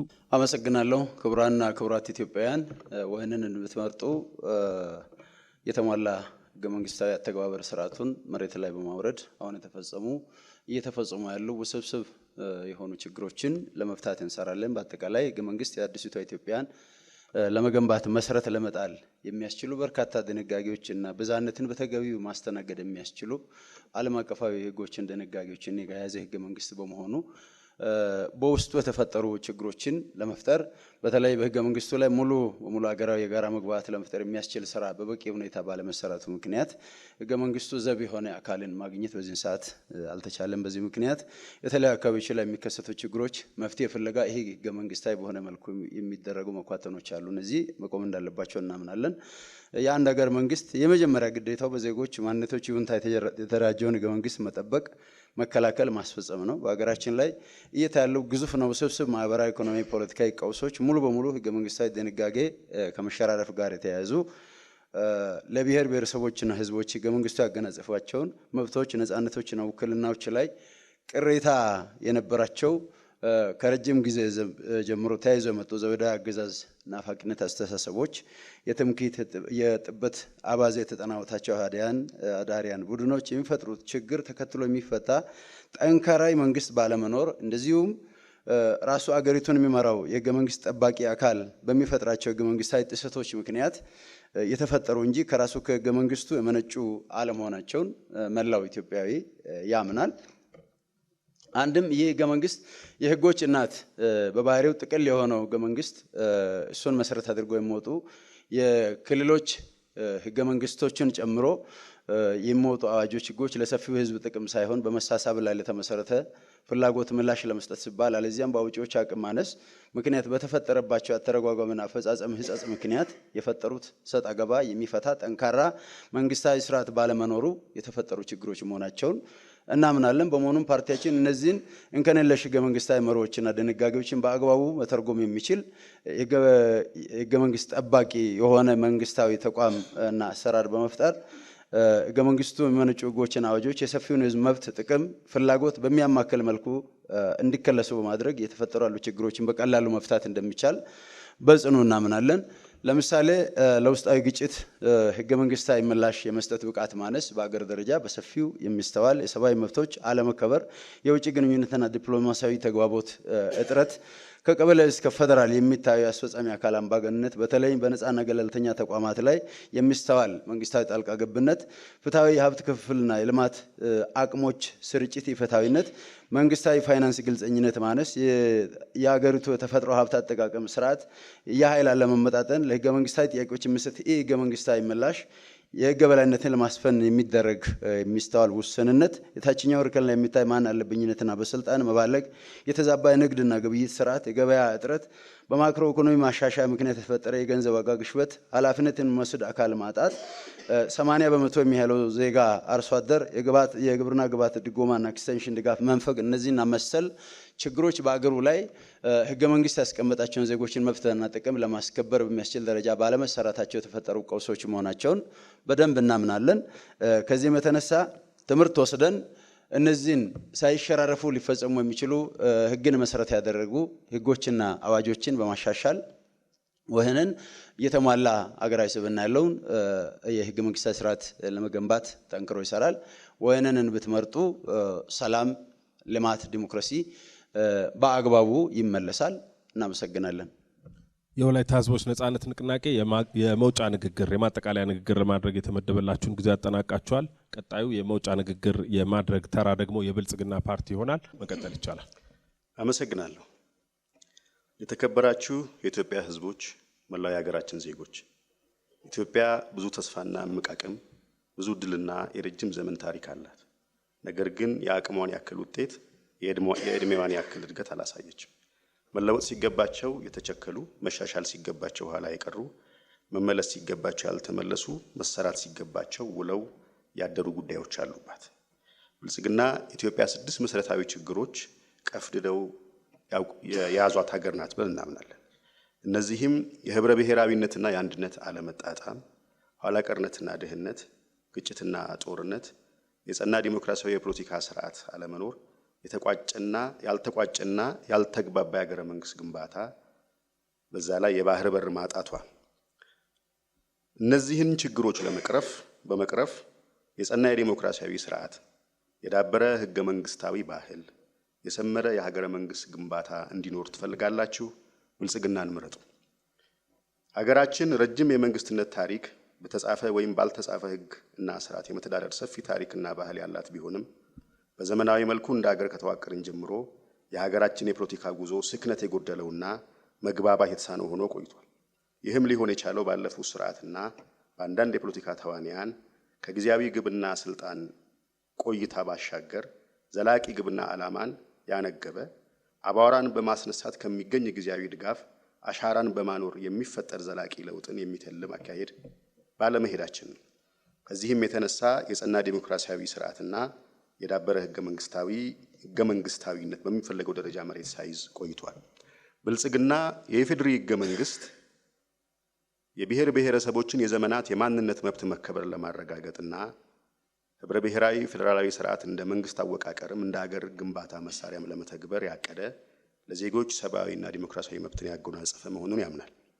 ህገ መንግስቱ ቀጣይነት እንዲኖረው በዘለቄታው የሀገሪቱና የህዝቡን ፍላጎት እያስተናገደ እንዲሄድ ለማስቻል የጎደሉ ነገሮችን ለማሟላት ለማቅናት ከማህበረሰብ እድገትና ከጊዜ ሂደት ጋር ተያይዞ የሚመጡ ለውጦችን ለማስተናገድ በተሻለ ሁኔታ የሀገሪቱ ህዝብ የተግባባበት የጋራ ሰነድ እንዲሆን ለማስቻል መሻሻል ይኖርበታል ብለን እናምናለን። ነገር ግን ከቀድሞ ታሪካችን ትምህርት በመውሰድ ሂደቱ አካታችና አሳታፊ በሆነ ብሔራዊ ምክክርና የህዝብ ውሳኔ እንዲሁም ህገ መንግስታዊ ሂደትን የተከተለ መሆን አለበት ብለን እናምናለን። እነሆ በኢትዮጵያ ታሪክ ወርቃማው ጊዜ ላይ እንገኛለን። ኢትዮጵያ ስብራቶቿ እየተጠገኑ፣ የኢትዮጵያ ምቅ ሀብቶች እየወጡ፣ የኢትዮጵያ ጂኦፖለቲካዊ ቁመና እየተቀየረ፣ ሀገር በምክክር በሽግግር ፍትህ ቁርሿን እየሻረች ነገዋን እየተለመች ኢትዮጵያ በብዙ ነገሮች ራሷን የመቻል እቅዷን እያሳካች የኢትዮጵያ ህልም እውን ሆኖ ሁለንተናዊ ብልጽግናን በኢትዮጵያ እንዲረጋገጥ ጉዞ በውጤት ተጀምሯል። የሀገራችን ህዝቦች በዚህ ሀገራዊ ምርጫ አብላጫውን ድምፅ አግኝተን የህዝባችንን ይሁንታ አግኝተን መንግስት ስንመሰርት የብዛ ቋንቋ ፖሊሲን እንተገብራለን። ገለልተኛ ተቋማትን እያጠናከርን እንሄዳለን። በሚቀጥሉት ዓመታት በትብብርና በፉክክር መካከል ሚዛኑ የጠበቀ ዲሞክራሲያዊ ስርዓት እንገነባለን። በመንግስት አካላት ተጠያቂነት የተረጋገጠበት የዲሞክራሲ ግንባታ ቁልፍ ጉዳይ መሆኑን እናምናለን። አጠናክረን እንቀጥላለን። በቀጣይ 5 ዓመታትም በኢትዮጵያ ሀገራዊ ምክክር ኮሚሽን መሪነት በሂደት የሚደረስባቸው ውሳኔዎችና ምክር ሀሳቦች ይኖራሉ ብለን ተስፋ እናደርጋለን። እነዚህንም ለህገ መንግስት መሻሻያ፣ ለፖለቲካ ስርዓት መሻሻያ፣ ለሰብአዊ መብቶች ማሻሻያ እንጠቀማቸዋለን፣ እንተገብራቸዋለን ብለን እናምናለን። ምልክታችን የስንዴ ነዶ ነው። የስንዴ ነዶ የብር አመልካች ነው፣ የአንድነት አመልካች ነው፣ የትብብር አመልካች ነው። ብልጽግና ፓርቲ የማጠቃለያ ንግግር ለማድረግ የተመደበላችሁን ጊዜ አጠናቃችኋል፣ እናመሰግናለን። ቀጣዩን የማጠቃለያ ንግግር የማድረግ ተራ የሚወስደው የኢትዮጵያ ዜጎች ለማህበራዊ ፍትህ ነው። መቀጠል ይቻላል። አመሰግናለሁ። ውድ ኢትዮጵያውያንና ኢትዮጵያውያት፣ ሀገራችን ኢትዮጵያ በአሁኑ ወቅት ያለችበት የፖለቲካ ቀውስ፣ የማያቋርጥ አለመረጋጋትና የዜጎች ሰላም እጦት ምንጩ በቋንቋ ላይ የተመሰረተ የፖለቲካ መዋቅር መሆኑ የአደባባይ ሚስጥር ነው። አሁን ያለው ህገ መንግስት የኢትዮጵያን ህዝብ እንደ አንድ የፖለቲካ ማህበረሰብ ከመመልከት ይልቅ በጎሳና በቋንቋ የከፋፈለ መዋቅር በመዘርጋቱ ለዛሬው ሀገራዊ አንድነት መላላትና ደም አፋሳሽ ግጭቶች ዋነኛው መንስኤ መሆኑን መካድ እውነትን ላለማየት ዓይንን እንደመጨፈን ይቆጠራል። ይህ የፖለቲካ ስርዓት ዜግነትን ጨርሶ እንደሌለ በመካድ የወል ማንነት ወይም ብሔርን የሀገር ባለቤት በማድረጉ ባለፉት 30 ዓመታት በሚሊዮኖች የሚቆጠሩ ዜጎች በቁጥር አናሳ ከሆኑባቸው ቦታዎች በማንነታቸው ምክንያት እንዲገደሉ፣ እንዲፈናቀሉ፣ በገዛ ሀገራቸው እንደ ሁለተኛ ዜጋ እንዲቆጠሩ ባይተዋሮች አድርጓቸዋል። ህገ መንግስቱ ለሀገራዊ ሰላማችን ዋስትና መሆን ሲገባው ራሱ የግጭትና የመከፋፈል ሰነድ ሆኖ በማገልገል ላይ ይገኛል። የኢዜማ ህገ መንግስት ማሻሻያ መሰረቱ የዜግነት ፖለቲካ ነው። የህገ መንግስቱ አጠቃላይ መንፈስ ከልዩነት አጥር ወጥቶ ኢትዮጵያውያንን ሁሉ ያለምንም ልዩነት በእኩል የሚያይ የጋራ ራዕይ ይቀየራል። የሀገራችን ሉዓላዊ ስልጣንም የወል ማንነቶች የነጠላ ባለቤት ሳይሆኑ የሁሉም የኢትዮጵያ ዜጎች እንዲሆን ይደረጋል። ማንኛውም ኢትዮጵያዊም በመረጠው የሀገሪቱ ክፍል ያለ አንዳች የደህንነት ስጋት የመኖር ሀብት የማፍራት የመስራት የመምረጥና የመመረጥ መብቱ ይከበርለታል። አሁን ያለው የፓርላማ ስርዓት ጠቅላይ ሚኒስቴሮች በአንድ አካባቢ ህዝብ ብቻ ተወክለው ስለሚመረጡ የመላው ኢትዮጵያውያን ተወካይ እንዲሆኑ አያስችላቸውም። ኢዜማ ሲመረጥ በህዝብ ቀጥታ ምርጫ በሚመረጥ ፕሬዝዳንታዊ ስርዓት ይተካዋል። ፕሬዝዳንታዊ ስርዓቱ ዜጎች ቢያንስ በአብላጫ ድምፅ በቀጥታ የሚመርጡት የሀገር አንድነት ምሳሌ የሆነ መሪ እንዲኖረን ከማድረግ ባለፈ ፖለቲከኞችም ለአንድ ወገን ብቻ በመቆም የሚያስቡትን የፖለቲካ ስልጣን ሊያገኙ እንዳይችሉ በማድረግ ለሀገራዊ አንድነት ድልድይ ለመገንባት ጽኑ መሰረት ይሆናል። የህገ መንግስት ትርጉም ስልጣንን የብሔር ብሔረሰቦች ተወካይ ከሆነው የፌዴሬሽን ምክር ቤት አውጥቶ በባለሙያዎች የሚመራ ገለልተኛ የህገ መንግስት ፍርድ ቤት እንዲሰጥ እናደርጋለን። የክልሎች አወቃቀር በቋንቋ ላይ ብቻ መመስረቱ ቀርቶ መልክዓ ምድራዊ አቀማመጥን፣ የህዝብ አሰፋፈርን፣ ለአጠቃላይ ለአስተዳደራዊና ለልማት አመቺነትን፣ ቋንቋ ባህልና ታሪክን፣ የሀብት ስብጥር ፍትሐዊነትን እንዲሁም በዋናነት ለብሔራዊ መግባባት አመቺ መሆንን ታሳቢ ያደርጋል። ቋንቋ ሰዎች የመከፋፈያ የፖለቲካ መሳሪያ መሆኑ አብቅቶ የጋራ የማንነታችን ኩራት፣ የውበታችን ምንጭ እንዲሆን ይደረጋል። አማርኛ የፌዴራሉ የስራ ቋንቋ ሆኖ መቀጠሉ እንደተጠበቀ ሆኖ ሌሎች ተጨማሪ የፌዴራል የስራ ቋንቋዎች እንዲኖሩ እናደርጋለን። በተጨማሪም እያንዳንዱ ክልል ከራሱ የስራ ቋንቋ በተጨማሪ አንድ ሀገራዊ ቋንቋን እንዲያስተምር በማድረግ ሀገራዊ ትስስርን እናጠናክራለን። ስልጣንን በጥቂት የብሔር ብልጣብልጦች እጅ አውጥተን በእውነተኛ ያልተማከለ አስተዳደር ወደ ወረዳና ቀበሌዎች እንዲወርድ እናደርጋለን። ይህ ያልተማከለ አስተዳደር ዜጎች በራሳቸው ጉዳይ ላይ ቀጥተኛ ውሳኔ እንዲሰጡ ያስችላቸዋል። የመሬት ስሪቱ የካድሬዎችና የደላሎች መጫወቻ መሆኑን የብልጽግና መሪዎች በአደባባይ ነግረውናል። እኛ ብንመረጥ ዜጎች ለዘመናት ከኖሩበት ቀዬ መጤ በሚል ትርክት እንዲፈናቀሉ ምክንያት የሆነውን አንድን አካባቢ ለአንድ ብሔር ብቻ የሰጠውን ህግ በማሻሻል መሬትን የመንግስት ነው በሚል የካድሬዎች መጫወቻና የሙስና ምንጭ ያደረገውን የመሬት ስሪት በመቀየር ለዜጎች መብት የሚያጎናጽፍ እናደርገዋለን። ክቡራትና ክቡራን መራጮች፣ በዚህ ምርጫ የሚቀርበላችሁ አማራጭ ግልጽና አጭር ነው። ይህ አግላይ የሆነ የብሔር እና የቋንቋ ላይ የተመሰረተ ህግ በኢትዮጵያ እንዲቀጥል ትፈልጋላችሁ? መልሳችሁ አዎ ከሆነ ብልጽግናን ምረጡ። ነገር ግን በብሔሬ በቋንቋዬ ሳልመዘን ኢትዮጵያዊ ዜጋ በመሆኔ ብቻ መብቶቼ፣ ጥቅሞቼ ሊከበሩልኝ ይገባል ብላችሁ የምታምኑ ከሆነ ኢዜማን ምረጡ። የኢዜማ የምርጫ ምልክት ሚዛን ነው። ሚዛን የእኩልነትና የፍትህ ምሳሌ ነው። የኢትዮጵያ ዜጎች ለማህበራዊ ፍትህ የማጠቃለያ ንግግር ለማድረግ የተመደበላችሁ ጊዜ ተጠናቋል። ቀጣዩ የማጠቃለያ ንግግር የማድረግ ተራ ደግሞ የሰላም ለኢትዮጵያ ጥምረት ነው። መቀጠል ይቻላል። እሺ፣ አመሰግናለሁ። የተከበራችሁ የኢትዮጵያ ህዝቦች፣ ክቡራንና ክቡራን፣ ሰላም ለኢትዮጵያ ጥምረት ቢመረጥ ጥምረታችን ህገ መንግስታዊ ሀገረ መንግስት እንዲኖር ያምናል። በዚህ መሰረት በአጠቃላይ በሀገራዊ ምክክሩ ሂደትና ውሳኔ በመመራት ከታች ወደ ላይ በሚላተ ህዝቡና ሁሉም አደረጃጀቶች ንቁ ተሳትፎ ህገ መንግስቱ እንዳይሻሻል ዴድሎክ የሆነው አንቀጽ 104 እና 105 በመጀመሪያ እንዲሻሻል በማድረግ ጠንካራ ሌሎች ድንጋጌዎች በተከታይ እንዲሻሻልና ጠንካራ ሀገረ መንግስት እንዲገነባ እናደርጋለን። ህገ መንግስታዊ ፍርድ ቤት በማቋቋም መብቶች እንዲከበሩና ሚዛናዊና ዘመናዊ ህገ መንግስት እንዲኖረን እንታገላለን። አገሪቱ በፌደራልና በክፍለ ሀገራት እንዲዋቀር የዞን መዋቅር ተሰርዞ ወረዳ፣ ቀበሌ፣ ማዘጋጃ ቤት፣ የአካባቢ አስተዳደሮች ሆኖ በህገ መንግስት እውቅና እንዲያገኙ እናደርጋለን። ማንኛውም ህግ የሚወጣው በህግ አውጪው ምክር ቤት ብቻ እንዲሆንና ህግ አውጪው የህግ አወጣጥ ስርዓቱ ወይም ቢል ኢኒሼሽኑ በዚያው ምክር ቤት በግልጽ እንዲወሰን እያንዳንዱ ህግ አወጣጥ ቀጥተኛ የማህበረሰብ ተሳትፎ እንዲኖር አሰራር እንዲዘረጋ እናደርጋለን። አስፈጻሚ የመንግስት አካላት ህግ ብቻ እንዲያስፈጽም፣ የዳኝነት አካሉም ህግ ብቻ እንዲተረጉም፣ አሰራራቸውም ነፃ ገለልተኛ እንዲሆን እናረጋግጣለን። ማንኛውም ህግ ሲወጣ ህጎች ለሁሉም በእኩል የሚሰሩ በህግ መገዛት ሳይሆን የህግ የበላይነት የተረጋገጠበት የሚያረጋግጥ የህዝቡን የሀገሪቱን ማህበራዊ፣ ኢኮኖሚያዊ፣ ፖለቲካዊ እንቅስቃሴዎችን ውጤታማ የሚያሳልጡ እንዲሆኑ እናደርጋለን። የሀገሪቱ የመንግስት ቅርጽ ፕሬዝዳንታዊ በማድረግ በመንግስት አካላት መካከል ግልጽ ስልጣን ክፍፍል እና ቁጥጥር እንዲሁም በመካከላቸው ቼክ ኤንድ ባላንስ ስርዓት በመዘርጋት የተረጋጋ ሀገረ መንግስት እንዲፈጠር እናደርጋለን። አገራዊ እድገትና አገራዊ አንድነትና የብሔር ብሔረሰብ ራስን ማስተዳደር ማንነት መብቶች ሚዛናቸው ጠብቆ እንዲከበርና አጠቃላይ አስተዳደራዊ ስርዓት እንዲሰፍን የልማት ጥያቄያቸው በተገቢ መንገድ ምላሽ እንዲያገኙ እንሰራለን። በኢትዮጵያ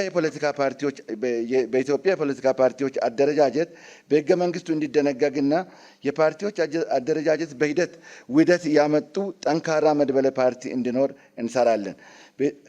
እንሰራለን። የሀገራችን የምርጫ ስርዓት ተመጣጣኝ ውክልና ስርዓት እንዲሆን እናደርጋለን። የምርጫ ክልሎች በየክፍለ ሀገሩ እንዲደራጅ የምርጫ ጣቢያዎች ከ500 እስከ 750 አመራጮች ቁጥር ይዞ እንዲዋቀሩ እናደርጋለን። የአካባቢ አስተዳደር ምርጫ በህገ መንግስቱ እንዲወሰንና ወቅቱን ጠብቆ እንዲከናወን እናደርጋለን። ዲሞክራሲ ተቋማት ግንባታ በከፍተኛ ትኩረት መስራት የፖለቲካ ወገንተኝነት እንዲላቀቅ እናደርጋለን። ዲያስፖራ ጣምራ ዜግነት እንዲሰጣቸው በማድረግ ዜጎች ባለመሆናቸው ክልከላ የተደረገባቸው የህግ ገደቦች እናስቀራለን። ቡና የምልክታችን ነው። ስለዚህ ቡናን ይምረጡ። የቡና ተክል የምርጫ ምልክታችን፣ ሰላም ደግሞ ግባችን ነው። ሰላምን መምረጥ አዲስ አማራጭ ህገ መንግስታዊ ስርዓትን ይምረጡ። ቡናን መምረጥ ሰላምን ያስፍኑ። አመሰግናለሁ። እናመሰግናለን። ጊዜያችሁን አጠናቃችኋል። ሰላም ለኢትዮጵያ ጥምረት በስራ ላይ ባለው የኢፌዴሪ ህገ መንግስት ጉዳይ ዙሪያ ስናደርግ የነበረውን የክርክር መድረክ በ5 ምዕራፎች ስናደርግ የነበረውን የክርክር መድረክ አጠናቀናል። ተሳታፊ የፖለቲካ ፓርቲዎችን እና ደግሞ ከዚህ ከጀርባይ የምትመለከቷቸው ከተለያዩ የህብረተሰብ ክፍሎችና ሲቪክ ማህበራት በዚህ የክርክር መድረክ ላይ ለመታደም የመጡ ተሳታፊዎችን ሁላችሁንም እናመሰግናለን።